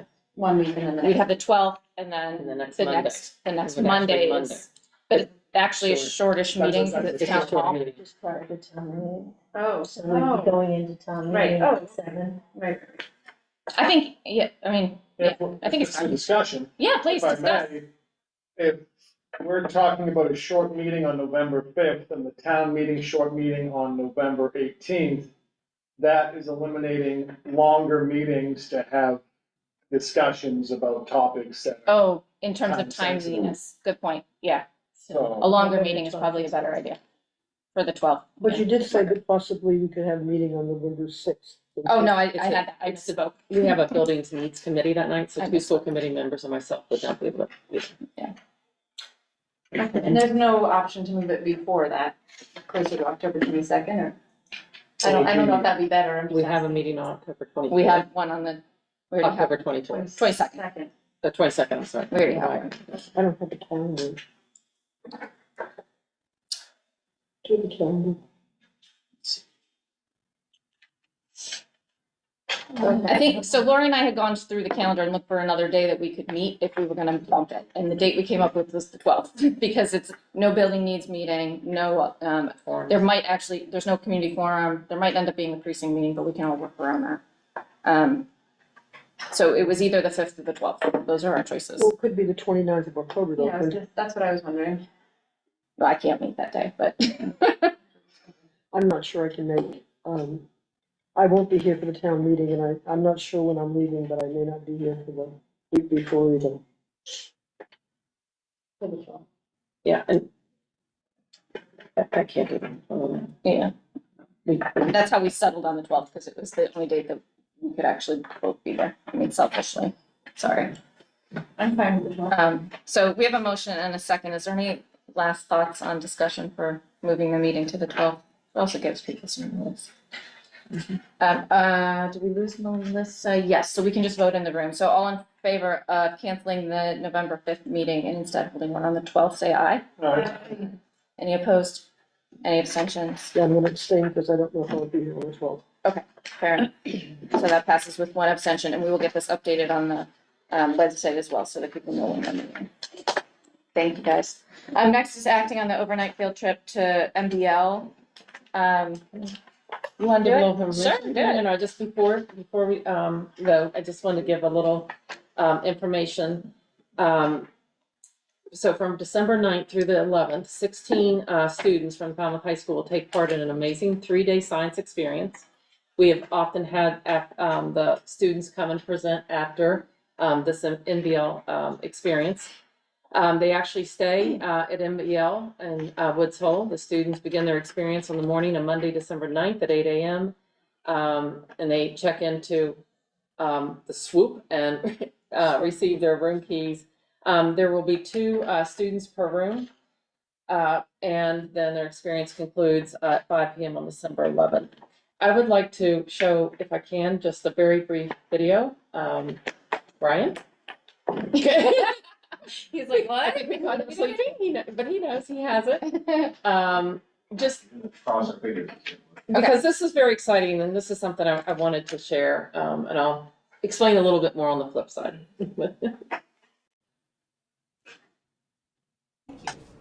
Yeah. Either one of you guys want to say something about so these are students who benefited from the program last year, right? And now this additional funding will unlock the program to even more students across Cape Cod, especially the Upper Cape, in Bourne and Sandwich and Mashpee, but right here in Falmouth as well. And so if you guys want to, you're happy to talk a little bit about the program. Absolutely. I'm Ethan Parmentier. I'm a junior student at Falmouth High School, and last year I had the privilege of taking the high school discovery program right here at MBL, and it's very grown, in fact. And it taught us a lot of crucial things. It gave us a lot of direct experience with lab discipline, laboratory practices in general, but also a lot of experience in specifically the field of microbiology was the focus of this year. And so it's actually unlocked for me and a lot of other students kind of an elevated level of passion for science. And it's really important that we keep this going for future generations and for more students, so that more people can be a part of our story of learning more about the world that we inhabit. And he just did that off the top of his head. Pretty impressive. Right, would you like to say? Hi, I'm Kaylee Shaw. I'm a senior at Falmouth High School. I, like Ethan, did this last year. He did a really good at talking. Other than being in the lab and being focused on all the work that we did, having the experience to be able to go around here and just looking outdoors as well and going into all the different research facilities and understanding more what they do here at MBL. And I think that this was a very good experience. I'm now talking, this is what I used for my college essay. I thought this experience changed me a lot, and I hope that I can take that into the future. Congrats. So, nice. I can't say it better than what the students Yeah, said, so that I really was wanted to share that. So they changed the focus each year, and this year, it is, its organisms are subject to a wide range of environmental stressors such as temperature changes, food limitation, high population density, and exposure to chemicals. How organisms change, adapt, and evolve to meet these challenges. So this is an aquatic experience this year.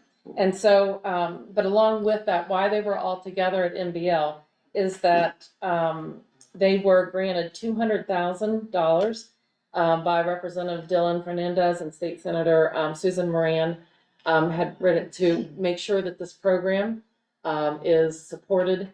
And so it's a great program. I think this is our 4th year now that our students have participated. And so I just wanted to share a little bit more about the program. It's exciting, and this just is a testament to of our partnership with MBL. So. Amazing. Any questions? Take a Mike? motion for discussion. Do I make a motion to approve this? Yes, you do. Yeah, okay, You're making it, motion. right? Yeah, Yep. is there a second? Second. You do it. You were moving.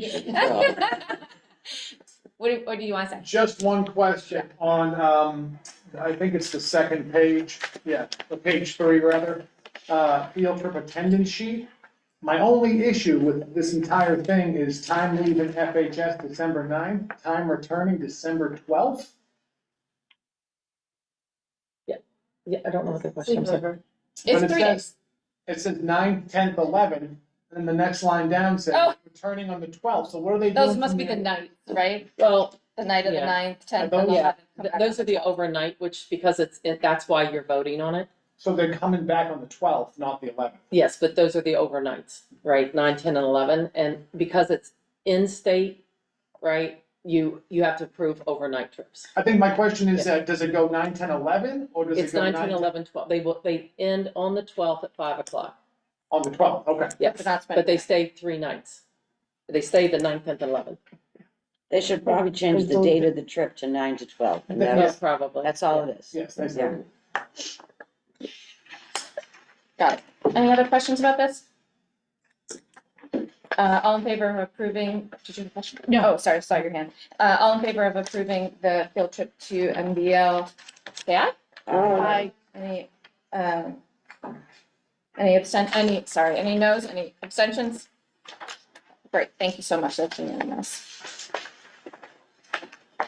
Next up, acting on the MASC delegate. I don't know if everybody thought to look at their calendar ahead of this, but MASC's joint conference with MASS is coming up, and we always send a delegate to represent us. And if you've been getting the emails, you'll see that there's a lot of prep work for the things that the delegate will then vote on, and they're coming up in the next weeks. So we figured we should get it on our agenda and identify who's going to represent us at the conference. Is there anyone that knows they're going to be there? I'm going to. You're definitely going to be there, and you're going to be there as well. Are one of you willing to act as our representative, our delegate? You did it last year, didn't you? I did it last year. Glenda, would I you? thought you said you were gonna do it this year. I'm actually working at the conference. I'll be there, but I have to staff a table educating, so I can be the alternate though. Glenda, would you like the opportunity to do I'm it? happy to do it, but I would defer to Margaret's experience on the committee, Oh, so. if you'd like to do it, believe me, you're well. And I'm a Okay. little scared, but I will be happy to. Wonderful. Great, Thank thank you you. for And volunteering. thank you. Anyone else interested? And then I'm happy to act as an alternate in case you can't make it. When is the conference again? November the 18th or something? it's early in November. Yeah. First week, Because I know I'm gonna be here for that. it's 3 days. Katrina. Yeah, I don't think that. And you Usually can go we to have- individual, But actually, yeah, and there are meetings every evening. yes. Yeah. There's a lot of things meetings. going Budget on committees. It's all the day 6th, long, 7th, so and you 8th. can go to different, you don't have to go to all of them, you can. The 6th, 7th, and 8th, and I think there's actually stuff on Saturday as well. But There is stuff on Saturday, but it's nothing. and if you're there on Thursday, you can see Lori present on green ribbon related things. Yes. I'll be there too. Green to go blue. Is our topic. So, All right. If Any you go last the first discussion? day, you can get free handbags, I mean, They give all kinds they of give free all stuff. kinds of, If you know, anybody like, needs a handbag, I have about 50. I think. All right. Any last comments on that one? All right. So all in favor of approving Glenda as our representative to MASC and me as the alternate, say aye. Aye. Any opposed? Any abstentions? Great, thank you. Okay, next, acting on. She's so Sorry about happy. That's fine. Acting on policies, and we will take them one at a time. These are the policies that we reviewed at our last meeting for first read, and now we will act on them. Is there any changes or anything that we need to note? Oh, actually, I think there is There one is, change. there's a blue line in one of them, that was actually Kelly's suggestion at the last meeting. I always have something. I always But find if you, a comma or a period. But mark. it's not in the first one though. Backside of the fifth page.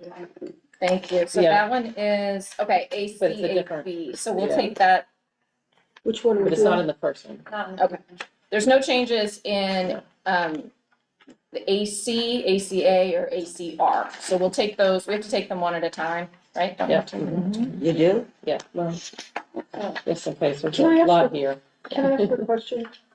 And I wrote down pages, but these aren't pages, so, and one of them it says, the Director of Human Services.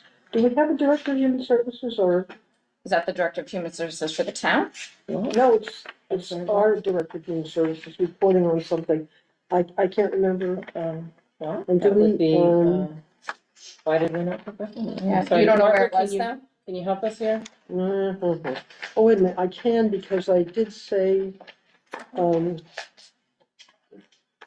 it's sex-based. Was it numbered in your, Oh, I can look it up it was numbered in the packet online? It's at the bottom of ACA, Yeah, how'd you find it?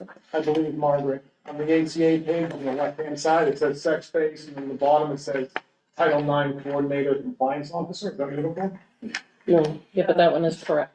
Director of Student Services? yeah, no, that's all correct, that's not what I was looking But it at. should be titled, the pages should be numbered on. Yeah, I'm pulling it up. What page did you have on I the, think it, what did your note say? I have page 22, but it might be before that, because then I decided there were pages numbered, but I think it's before that. But it's under, sex-based harassment, which, a sexual harassment, you need sex-based discrimination and harassment. ACAB. So ACA is non-discrimination on the basis of sex. Then we have. I think it'd be ACAB. I'm sorry, it's what, Susan? I think it's, the one she's referring to is somewhere within ACAB. Kelly, you can search in the document. I think for so the too. term. Yeah. I think so, too. ACAB, Mm-hmm. so sex-based discrimination and harassment. I think somewhere in there it says the director. Highlighted, or is it just in the regular? It's not highlighted, it's not highlighted. but it was somewhere.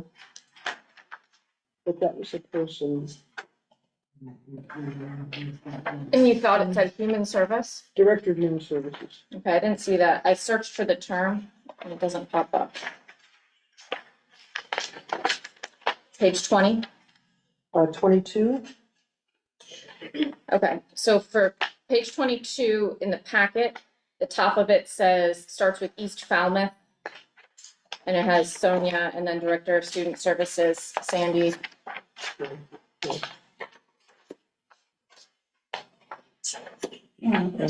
Director of Human Resources, is that what you mean? yes. Okay, so, this is, Human Services. hold on. It's ACR, page 3 of ACR that begins East Falmouth. ACR page 3. Okay. The page that begins East Falmouth. Okay, so in the paragraph, the first paragraph, inquiries concerning, it says complaints may also be directed to the Director of Human Resources, which we no longer have. That's what I was talking about. Yeah. Thank you for That's a good catching catch. that. We got there. No, thank you. We will, That's okay. Should we just strike Isn't that my that? Is job? that an option or does it? Isn't that doing my job? you just take out director up, because the complaint would actually go to human resources for the Oh. company, and I would Okay. find it. Okay, so that one Can we we'll just strike strike director up? director. Okay, where does it begin? Because there's another word I wanted to take on, delete means. What page, where are we? Do you have the page? I don't. You have to tell me what page you. I you know, referenced. you know, it's so hard, and the new, Margaret, tell me what page you're referencing and I'll tell you where So it it is here, it's in this paragraph. is. In that same paragraph? Okay. But, so this is the. I don't know what it is. Yeah, I found the policy. I Okay, just couldn't find right, the so page. it's a few pages over. Okay. Which one? Okay. It was one that would be on the third page of that one. Okay. 2. AD.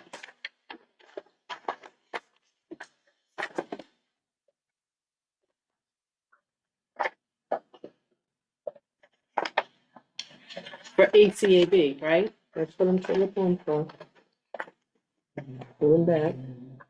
ACAB, okay. Okay.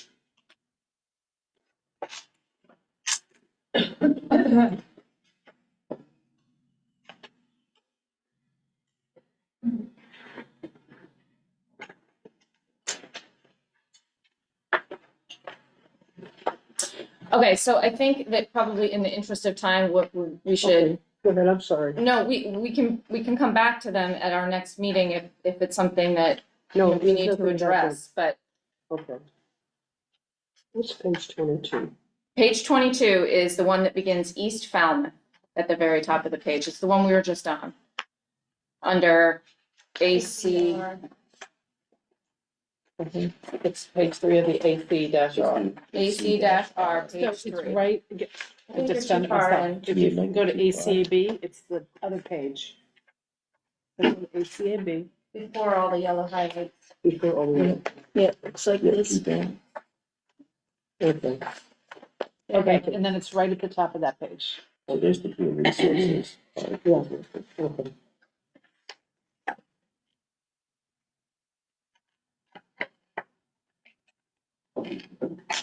Are you looking for another instance of that? No, this is fine.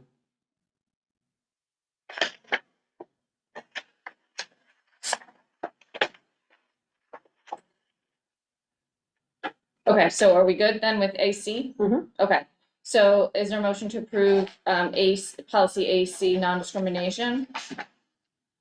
I'll move that. And second? I'll second. Thank you. Any discussion on that one? All in favor of approving AC? Say aye. Aye.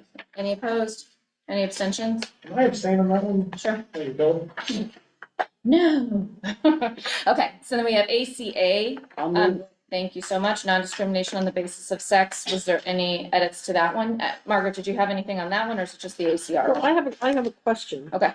Okay, if I'm reading this correctly, does this say that a person who does not want to participate, in the process, cannot be discriminated against? Is that what I'm reading? Right. Yeah, I'm sure that's true because you Okay, that's wouldn't what- want to penalize someone if they're not willing to. Okay, that's what I'm Pursue asking, okay, thank Yeah. you. For sure. Any discussion on ACA? All in favor of approving ACA non-discrimination on the basis of sex, say aye. Aye. Any opposed?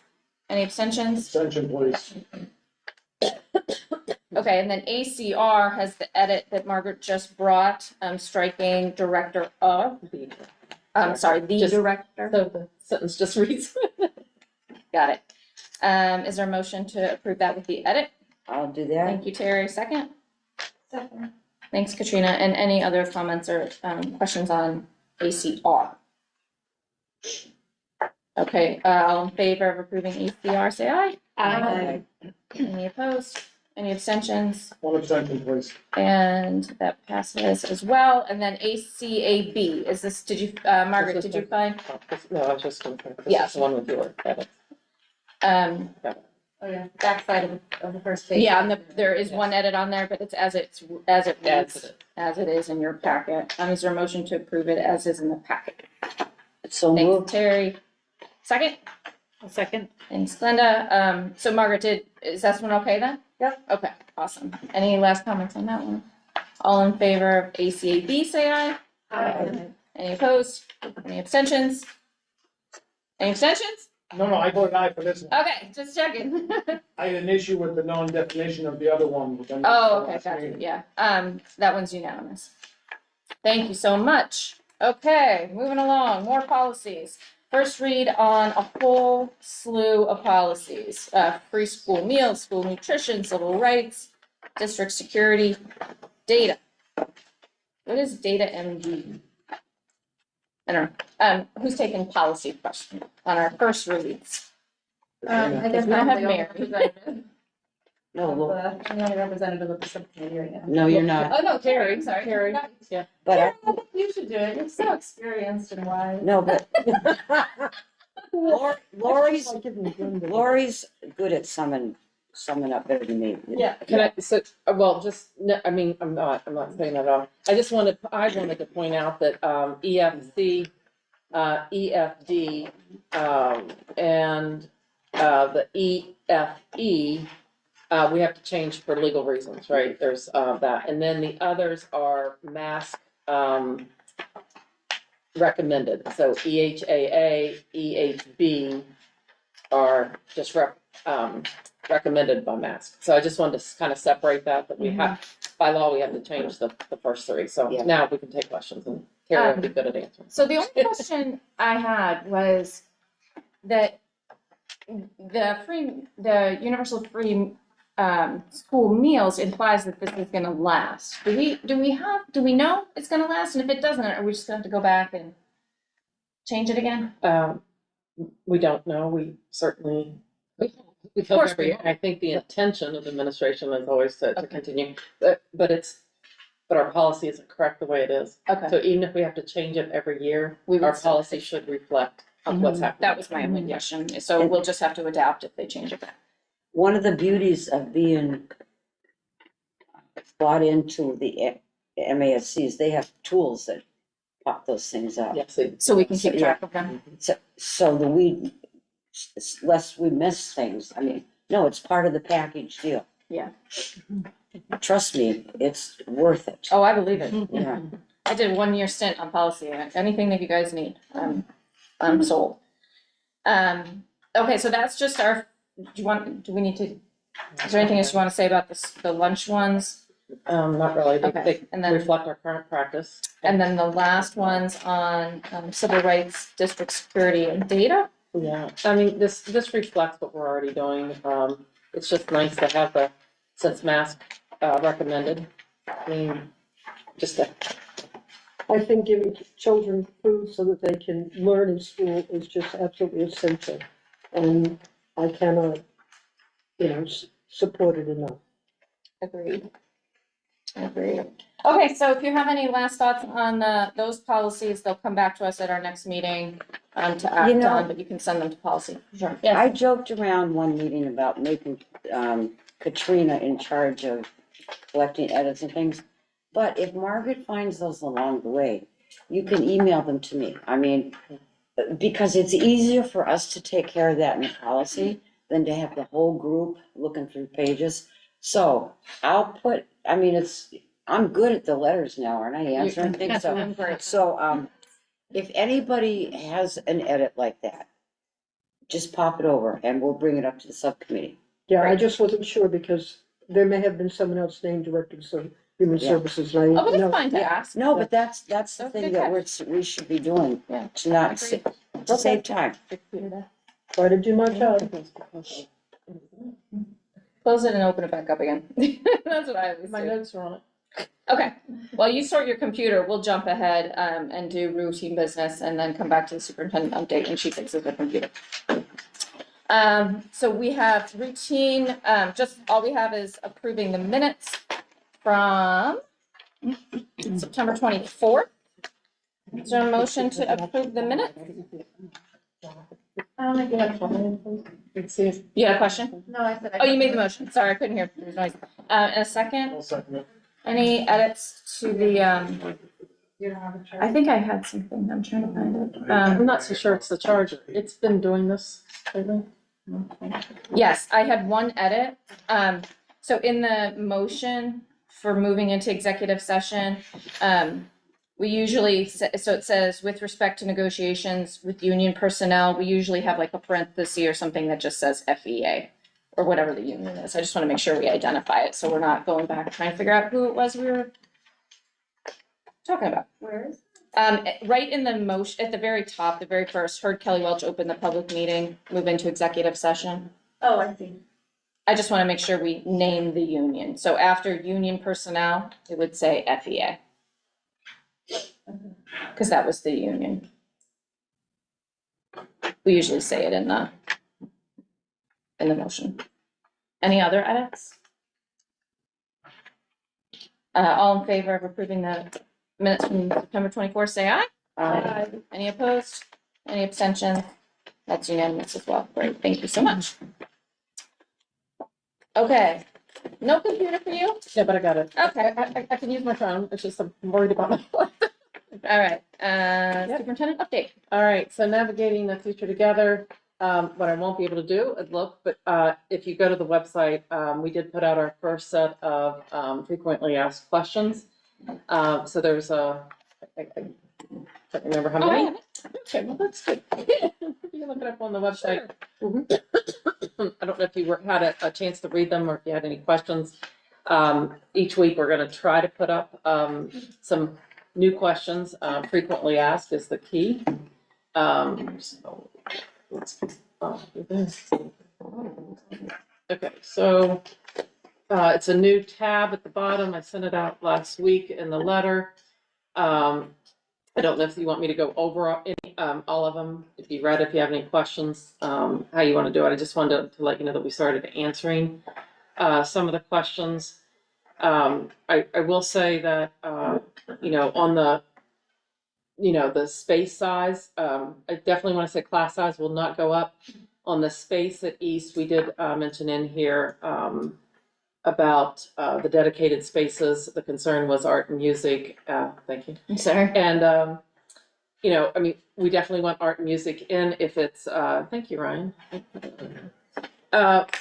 You know, I mean, if the 1 year, and I'm gonna talk to the Building Needs Committee tomorrow night, because the 1 year, that's pretty much, you know, I think we've gotten a lot of feedback on the 1 year. If we could take that off unless it's the 1 year with the alternate of moving the kindergarten over, because no one's interested in having art and music, you know, out of the rooms. But we did put in the option here, and I just wondered, because we had not talked about it here, that we could do modulars for the first year, if that really was the most popular space. So we answered it that way. We're definitely not pushing to go that way. But that was just something new, and I just want to make sure that we're told. So I think that's the different, everything else I think we've talked about. We brought in about we would definitely add a preschool playground to the T-ticket school if this goes through. And I don't think there's anything else that we haven't talked about here, but if anyone has any questions, let's put the numbers in there. No, this is a really important one that we haven't talked about. Each proposal is independent. And that's been a lot of questions at the forum. So, you know, 1 and, 2 may not be, considered, but 3, 4, and 5 could be, right? So I'm just saying, or it could be just 5, right? The renovation of Lawrence, or they're just independent decisions. And they're not, it's not all or one. And I just, really wanted to clarify that. That's the other piece on that. Can I ask one question about navigating the future? Is there a reason why we're not doing a feasibility study? I mean, you have select board members saying it, the Enterprise editorial said it, these parents, social media, the dozens of emails we're getting. I don't feel comfortable voting for any proposal unless we get that done. Okay. Because you don't know, there was a woman here today talking about the wind turbines. Great idea, cost us millions of dollars. I'm on the rec committee, the pickleball, we didn't do a sound study, that was shut down for a year. So I don't know if it's a question or a request, but I agree with the parents, with the select board member, with the paper, that we should be slowing down and getting more data. I mean, that's one of our goals as a school committee, is to make data-driven decisions, and this does not feel like that, to me. And I think that's my only question, is why aren't we doing it? So with the feasibility study from MSBA, the Massachusetts School. That's for Lawrence? Yes, so that is a required feasibility study in that. We even search for districts that when they're looking at schools or looking at enrollment, there could be a needs assessment done. Yeah. And I just don't want us to confuse a feasibility study with a needs assessment. Have we done that? So we did that internally, and if that is something that the school committee wants, we can certainly have an external needs assessment completed. Okay, I for one would like that, so we have the data to actually make these decisions. And I will say one more thing, which is on a personal note.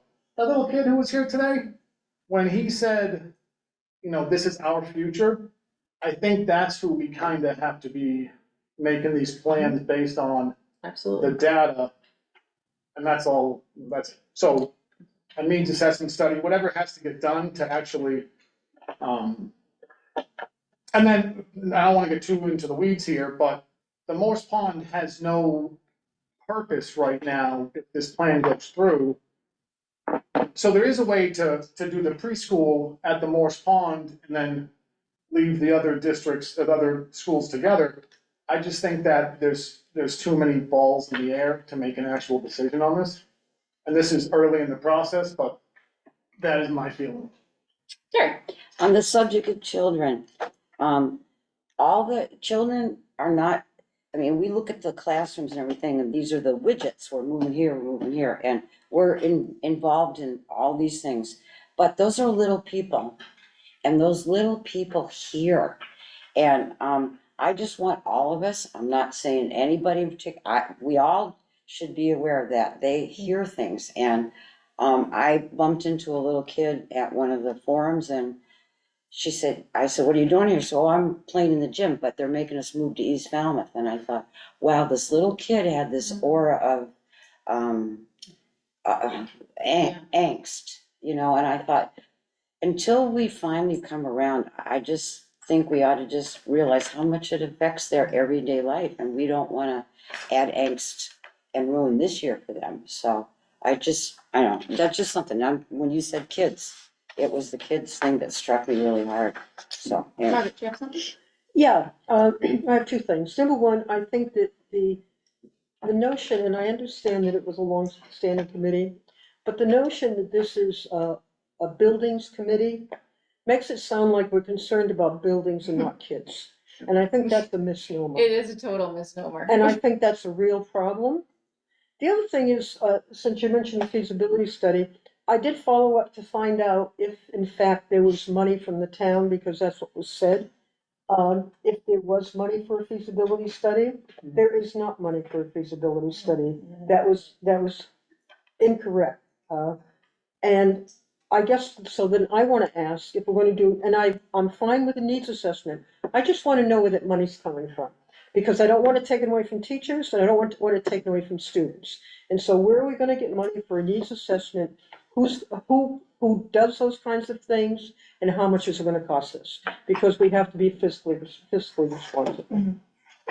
Just my piggyback on Margaret's concern. I just want to make sure if Yes. anybody else has got something before we come back to you. Okay, I have, 3 things. I agree about the needs assessment. I would like to find out how we would fund it, but it seems like the community vocally would like us to make sure we've done our due diligence, and having an outside entity come in and do that might take care of some of the anxiety. And also for myself, I would feel better if we just had, a really comprehensive look at it. The other thing is I would love to have an update at every meeting from the Building Needs Assessment Committee. And access to the minutes in our notes or something like that. I think it would be really valuable to have not weekly, but bi-weekly updates from them that the public can see. If it's a person in person with us, I think that would be great. If it can't be, then a written update would be great. Maybe that will assure people that that's a transparent process that's happening in real time and not something we're waiting. Also, I don't want to wait until December. No, I agree. To find out about it. I just forget that. All right, go to Mike and come back to you. Oh. Me. So I didn't know that we would be having a discussion about this. I thought we would just listen to the superintendent's updates, but since we are, my question throughout this process has been, I know the topic of redistricting has come up repeatedly. And as a new member of the committee, I was not involved in the past subcommittee that examined that. And I've heard that that is not a viable solution. And I take that as a fact. But I do feel that it would be helpful to me and helpful to the community to hear, to dust off that report, to be reminded of why it is not a viable alternative, because I think that is kind of a missing piece in the case that's trying to be made. So I would just, as we're putting our wish list of things that will help us to decide, I personally feel that I need that information. That's great. Thank you. That was my other thing. Oh. Yes, I was asking if we could have a repeat of that open forum, just so that people, because I know it was not well attended, and I wasn't part of the school committee last year. I didn't go, I didn't know about it. Like Glenda, I don't know the information about the redistricting, and maybe if you were able, or we were able to host that event again, it would be well attended this time. And it might just educate all of us. That was my other thing. Oh, also tip students, that came up so many times. I've heard that so many times. That should be part of the needs assessment, if that is the highest. Yeah, I think probably the redistricting question would fall into that as well, into needs assessment, I would guess. Yeah, but I mean, tip, I think tip students, it came up again and again, and that the autistic students and their needs, and are we gonna address that, or, So can I just respond to that? I mean, the TIP students have been at the forefront from the very beginning, and we have been talking about different options that actually is, what's best for the TIP. We plan on meeting with the TIP families. We've met with the TIP staff. And so that's a part of this process. And only because there are a few options on the table that's come out of both our discussions at the administration, but then also talking with the staff, that we haven't come forward with a plan. It's not that the TIP kids aren't at the forefront, as all of our students in any special program or, any students with disabilities that we consider that. So I just want to make it clear, but that takes a process. We would never leave that out of the process. So just so you know, but we're still in that process of coming with a recommendation of what we want. And we've put several things out as to the benefit of having East and T-ticket TIP students at East, with the move, but having 2 programs in the district. And so the North and the Mullen-Hall TIP program actually being housed here at Mullen-Hall. And when you look at the numbers, it's pretty much split down because of homeschool here, and then there's more students here. It's their homeschool, than north, and it is. But we've also been considering, but do you keep all the current students together, and then just the new kids coming out of pre-K and rolling them into the kindergarten at the two sites, right? And then starting the two programs that way. But we're having a lot of those discussions, but I don't want to leave out the families on what that might be, because there could be, as in our discussions, that families may still want to opt in if this is their home district, right? They could have siblings in this building, and if we were to start a program, they may want to come earlier than aging out in the other program. Do you mean this Mullen-Hall, Yeah. this building? Okay. Did I say more? I said No, more. you said, no, I just wanted. Okay, I'm just sorry. Yeah, that's okay. So there's a lot of discussion, and we just haven't come forth with a plan because we're working on that piece. But from the very beginning, when we were talking, we've always considered the tip students in this. Chris. I am gonna come back to you, Mike, I promise. Terry spoke already, so. Yeah, so I have thoughts kind of going on. I haven't had a chance to write everything down, but I think from hearing all the families, a lot of what they would love to know is kind of those details in terms of having a definitive plan in terms of what is going to happen. I think a lot of it is, because there aren't a lot of details of kind of that planning, that it leaves things up to speculation in terms of what's going to happen. And, maybe because of people's own personal biases or whatnot, they may not have the best kind of image of the administration, or that they have, or that the administration may have their best interest in mind. And, kind of going back to, a lot of families kind of talking about kind of slowing things down. It sounds like, from my understanding from some of the different forums, that a lot of the push is kind of for the universal free pre-K program, which is a wonderful idea, and I think I didn't know enough in the beginning to really ask questions about it. But I would hate to go forward with this plan without kind of, not that it would be possible to iron out every nut and bolt, but to have almost kind of like a business plan, like a real definitive plan that families can feel like, okay, they're considering all the options, like all the high needs students, all the building space requirements. And, I'm not sure right now, based on the data I've seen, if we were to go through with this program, would we have enough pre-K kids that would even be enrolled in this program to warrant it being in its own building? I guess I'm unsure of if there's enough need, and if we've reached out to the people that would need that, and would be committed to taking advantage of that program. So, I'm not sure, if I would be willing to kind of make a decision without that kind of detail in January. That's kind of one of my thoughts right now. That's okay. Sure. My question was exactly what Chris was saying, some details. For me, our bottom line is to have the preschool, and I cannot envision what it looks like, because I don't know how many classrooms, I don't know how many kids across town will potentially change. So for me to be striving for that goal, it's just, there's not enough data there either. So I would ask to know, how many classrooms do we think? How many kids are we gonna pull from other places in town? Do we wanna pull them from other places in town? Just a more concrete vision of that preschool, which is what Chris was saying too. I just can't picture it yet, what it really looks like.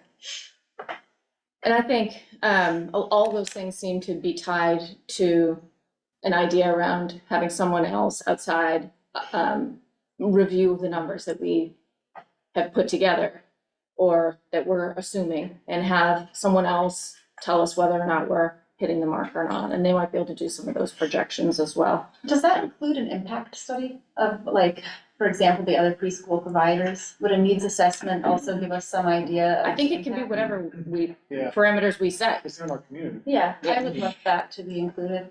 The state is pushing for preschools. I mean, it's a big push right now. So they must have some funds to help you get one going. So maybe our grant department could look and see, is there money that you can? Stipulations on said grants, and all that stuff would come out in the Yeah. study. I mean, to answer Margaret's question, who's gonna pay for it? That could pay for it, I would think. What were you gonna say, Mike? I told you I wouldn't forget. I'm sorry. Did you forget? No, now Terry just stole my thunder. I wanted to thank Margaret for looking into that. Oh, okay. But then I also had a point, looking back at these capital improvement plans and stuff. And, I mean, we have money to investigate the chimney and whatnot, which is great. The skylight, we should be investing and be able to find that money to do this study somewhere. And whether the town doesn't have it or not, currently, there's gotta be a way to find said money. That's on you, Paul. Yep. Okay, last one, and then we're gonna let her actually finish what she's telling us. Yeah. Yeah, I think this would be really important to know, when we talk about a needs assessment, what specifically we're talking about and who specifically is doing it. One of the most painful things to me at being at some of these meetings is that there's just tremendous distrust, not just in the administration, but in all of us. And that's very painful. I don't spend my time here because I, don't like kids. I'm here because I have a commitment to education and the education of our next generation. I might not be around, but a lot of you will be, and that's what I care about. I care about this country, I care about this town, and I care about kids. And so, because there is such distrust, I think that it's really important to know who's gonna do the needs assessment and what it's gonna be comprised of. Because just doing it, and they'll say, oh, but you got that person, or you got this, because they're gonna, pander to you. And we don't need that. We've got enough bad press right now, and it's very painful. I lost my train of thought. I had a thought. It'll come back. Okay, back to Okay. your update. So, so I also wanted to share, so the Building Needs Committee, receives the feedback response data, by category. So I just wanted to pass this out so that you also see it. So this is the first one that was given to the Building Needs Committee, and I intend to, after I share it with the Building Needs Committee, then to bring it to the school committee each time. So, this is the preliminary. This was, feedback as of September 25th. And tomorrow night, the Building Needs Committee will receive the data as of, tomorrow at noon, right before the Building Needs Committee. So this is, but this is the preliminary look at, for each of the plans. You can see the feedback, and then on the right column is the number of times that feedback was given. So, you can see, where we are. And these are just the ones that are done online, or also some of the things that were. So this is all the feedback forms from the forms, when they fill them out, the ones. paper ones, and they turn them in, and the ones that were online. There are two emails included in here. I should have said that on the front, but that total data has the 38 responses. Are all I'm sorry. emails that we receive part of this? No, they're not. Not yet. On the next one they will.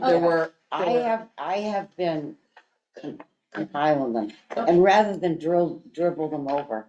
So I'm about to make a big. But I've also been copying them, and they will be, the first set have been reflected in here, and the next set will be reflected in here as well. For tomorrow night. Okay, so. And then the next one will get another packet. Correct. So also, there's on the timelines, we gave, the community two kind of timelines to think about. So one was the rollout timeline. And at this point, I'm gonna suggest that we wait on the rollout timeline until a decision's been made about that decision. I'm sorry, can you explain what you're saying right now? So we had, the 1 year with Just a T-ticket. the T-ticket and the rollout for T-ticket and that was one that we were asking the community about. And so I'm gonna ask just a pause on that one until we see where we're going, with that, proposal. The other timeline was the grade configuration, whether 5 goes to elementary, 8 to the high school, and it's 6, 7, or is it the true middle school, 6, 7, 8? Whatever that configuration is. I'm gonna suggest that, I talk with the building needs committee tomorrow night on about how we can, how we best want to get the communication back on that. That one is a little bit more timely because if we put in for the MSBA application, we have to know what the grade configuration is, in order to put in an application. Like, so we can't say we're gonna decide this later. Oh, we can't. So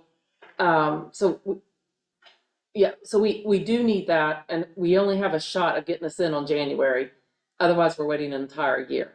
I don't know in the process, because there was a feasibility study during that process, if there's any chance of, if something would change, if we can do that. But I know in the initial application, and I do want to reflect what the community and the school committee obviously feels about that. So I wanted to move forward with that, sometime in the early November, is to make sure we have the feedback and look at that, but pause on the other one. When you say pause, what do you mean? On asking the T-Ticket and East Falmouth, community to give, feedback on which plan they want, until we make a decision whether we're moving forward in that direction or not. So you're not pausing that whole move? I'm not just- pausing the move, I'm Just pausing. one move, one of the. Getting the feedback on that, because if the feedback is going to show, right, that they, that they want to pause on the whole thing, then it seems ingenuous to be asking them, how do you want to do it? 1 year, 2 year, 3 year, right? 4 year. If we're considering the pause, the bigger pause. But I'm just saying, I really don't want to ask, how people are feeling until after we know whether we're moving forward, right? And I think that makes sense. Yeah, that okay. makes sense. So, but the other one is more timely. So tomorrow night at the school building needs meeting, perhaps it would be best to start with the Lawrence School issue and move backwards. Just a suggestion. We can certainly, well, it's your committee, so yes, if that's what exactly. So we can definitely do that. Okay. Just to jump on Sue's point and a point of clarification, the MSBCA? MSBA. That was pretty close. So that grant or those monies funding for the renovation of the Lawrence can be done completely separately. All right, that's all I have. Yeah, all those proposals are independent of one another. All right, thank you very much. Yeah.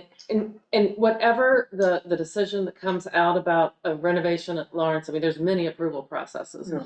But getting the application into the state gets the ball rolling. It doesn't mean, I mean, there's a lot of approvals after that. But if we don't get in line, we're never gonna know if they're gonna accept our project. Yes. That's the, Get your that's foot the in the reason. door, and then we have, But they there's lots- accept it, then we yes. gotta figure it out. And then there's lots, I mean, when Paul went over, there's lots of steps, right? Yeah.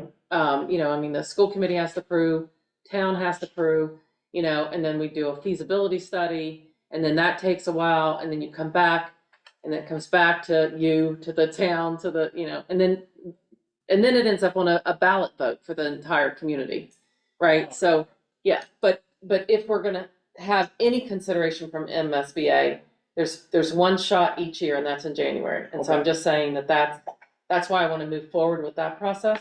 And that's not to say that that's a done deal. It's just to try to get in the queue. Get in the queue. Especially when we're 8 years out. That's what, yeah, Paul, it's 8 years and try to get in, and then. And in other projects we've done, I don't know if it's still a criteria, but they want the schools to be viable for 25 years. after renovation. So, Oh, yes.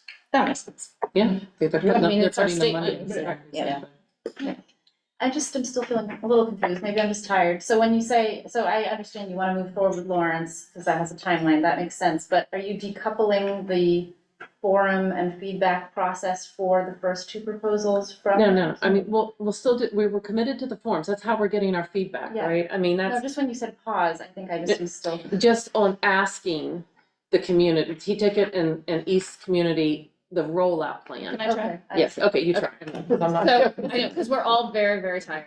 So the T-Ticket community is the group that will decide how quickly things get rolled out. And it doesn't seem to make sense to ask them to tell us how quickly when the Building Needs Committee hasn't even decided if. Okay, I see. So hold on that, ask them later, and ask about the grade configuration first, because that's the thing that has a timeline. Because all proposals are independent of one another, Right. but that's, Yeah. okay. Thank all right. you. Okay.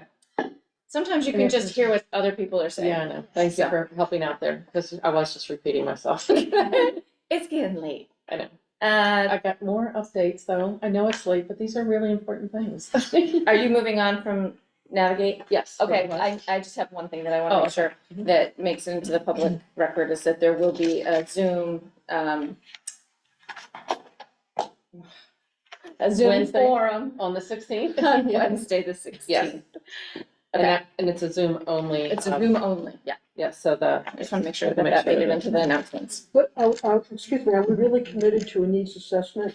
And certainly if we're talking about pauses or whatever, it would seem like what that's gonna be and how it's gonna be done is important before any decisions are made. I think that, I mean, the Building Needs Committee is gonna have to make the list of the things that they really need, and then we'll have to come back. We can't vote on a needs assessment tonight. No, I'm not saying, but that committee, whatever we call it. You know, it is a terrible name, because it doesn't reflect that No, it's it actually doesn't about the reflect people what we that are care in the about. building. It Yeah, reflects I know. buildings, and that's not what we care about. We'll rename it next year. I'd like to rename it now, personally.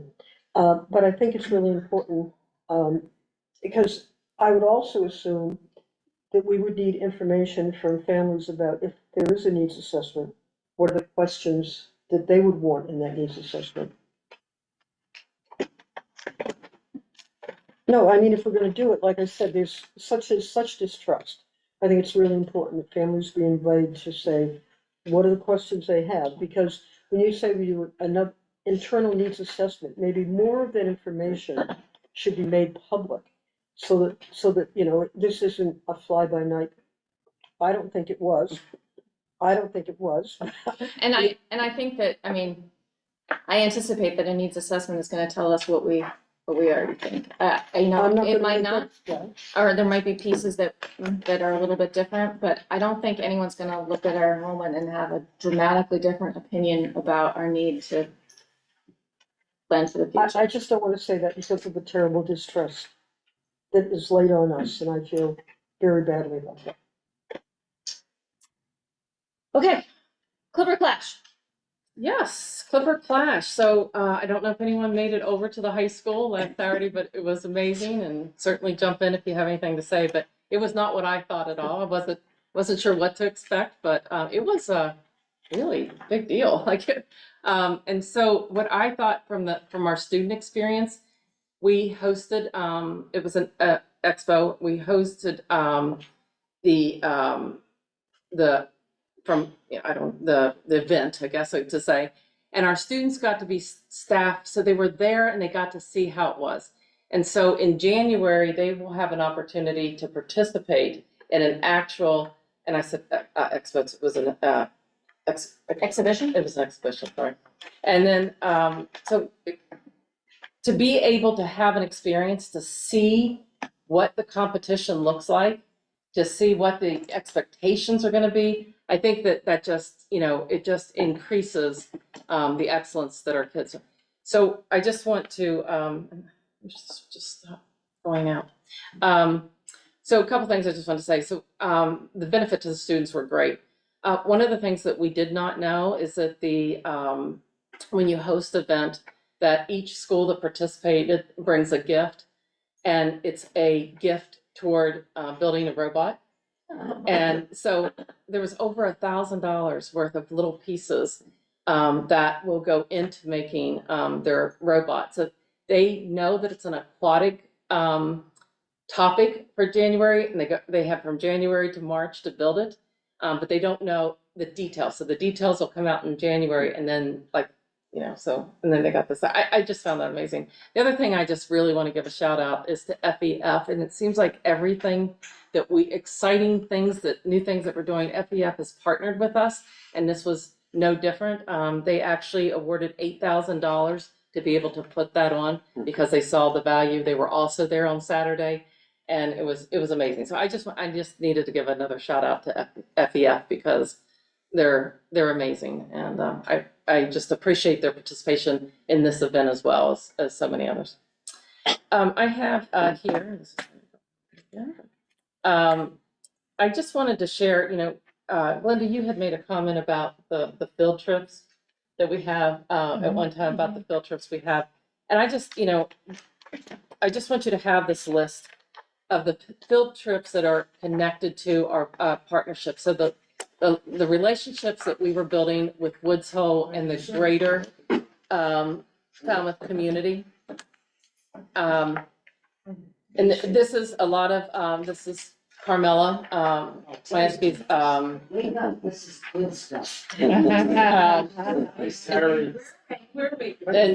And so just the number of things that get built around, and it's not just a field trip for the sake of a field trip, which is what we used to do back in the day. But this is a lot of work that is built into the curriculum for students, but that students actually have valuable experiences, not only in the classroom, but outside the classroom. And we live in an amazing town, and there's just, with the Cape and Islands and all that they're able to do. And again, we get lots of grants. FEF is certainly a part of it.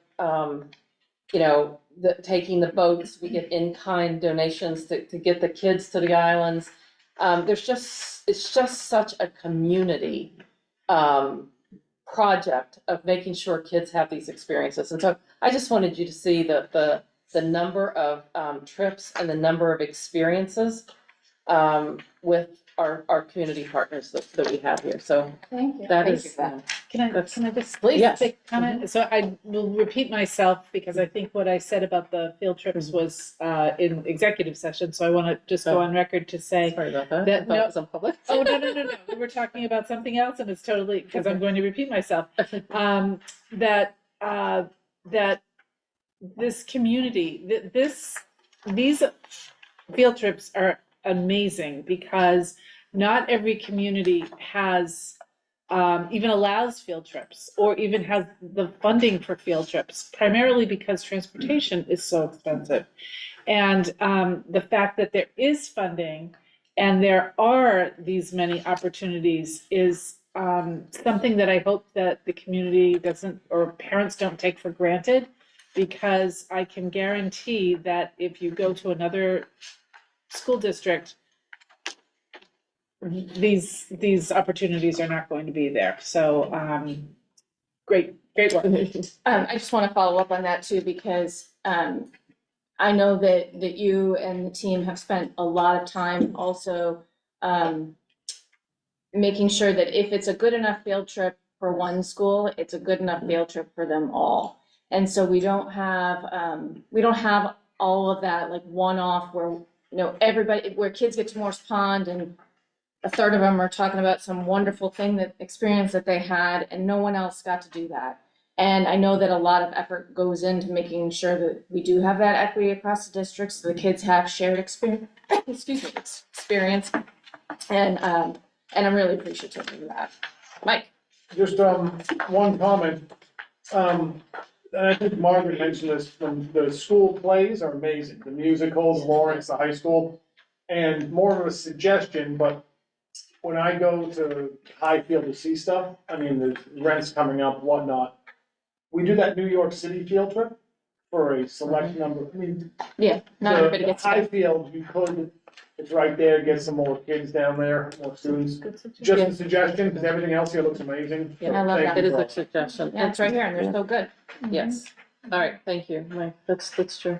Okay, so the next thing I want to share is that Falmouth High School earned bronze level for the AP school honor roll.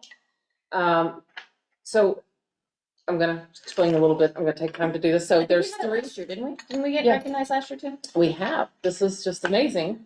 But within this, so we got a silver in college culture. College culture is the percent of students in the graduating class who took an AP exam at any point in high school, regardless of the score. So this is just building the culture of AP courses, right? So we got a silver in that level. And then we got gold in college credit. So the college credit is percent of students in the graduating class who scored 3+ on any AP exam in high school. Just to avoid the pressure on kids, they don't count, they only count one AP exam, but that is, so they get a 3+. So we got a gold in that area. And then Does our, it say how many kids we had? no, Okay, just curious. It's probably a lot. probably not, that took one, yes, that took one. We don't have that information. I'm just curious. Sorry about that. Okay, and then the bronze, so it defaults to whatever the lowest one is. And this is something we have been working on. We got the bronze in the college optimization. And this is where, offering AP courses at the 9th and 10th grade level, which we are changing that and we do have opportunities now. So I would expect that that's going to increase as well. And so we knew that. We know, that's been an issue, but I really am very proud of our school that, the college culture, the number of AP courses, the number of students have the opportunity, and then and then 3+. And we've given that report before about how, we outperform the state and the nation in AP courses. So, but anyway, so we earned that. I just have to give a shout out. And then my last one is, you have all of the high school newsletter at your desk, and I just at the table, not the desk. So there is the Falmouth High School College and Career Fair. It's on October 16th. You're all welcome to stop in and see it. I want to point, if you flip back a few pages, it talks, you just have to see the number of people that we partner. Our counselors at the high school are so awesome. And the experiences, if we look at all the colleges that actually come to this fair, it's just, it's amazing. I'd literally, if you can, I know, if you could go and attend it and see this, and then the next page, it shows all the military and then all the careers that are also there. It is a huge event, and it's just amazing to watch. So it's, it says there, it's 10:45 to 12:15 on the 16th. Anyway, I just want to invite you over because it's overwhelming, the number of opportunities the kids get to see from the college Well, fair. this grandma We do did it right. college tours this past weekend with my granddaughter. Did you hit this many? No, so she's gonna think I'm really cool when I get her. And that's my last update for today. But thank you. We have a lot of good things happening in the district. It's very impressive. Yeah. Nice to highlight the good stuff. All right, we already did routine business, so we're jumping right to committee reports. Anybody have a report? Any requests for information? Motion to adjourn? Oh, Question. Really? No, what do you need? If we get reports, when we get reports from the Building Needs Assessment Committee, is this where they would come in, or would it be some other? I don't think that the building needs knows that they're gonna be No, asked but to if create we got reports. that, would it come during reports of committees, or would it come as some other thing? And Why don't we figure out how long they are and then we'll figure out where to put them. Okay. Yeah, because I don't know what they're gonna be, because we haven't, I don't know. Okay, but did you have a preference? No, I Okay. mean, the end of the meeting is not a great time to have it. Definitely not, I agree. That's why I was. Fair enough. No, that's fair. Who got the? Mike and Margaret. Thank you, all in favor? Aye. Thank you, thanks, guys. Loud.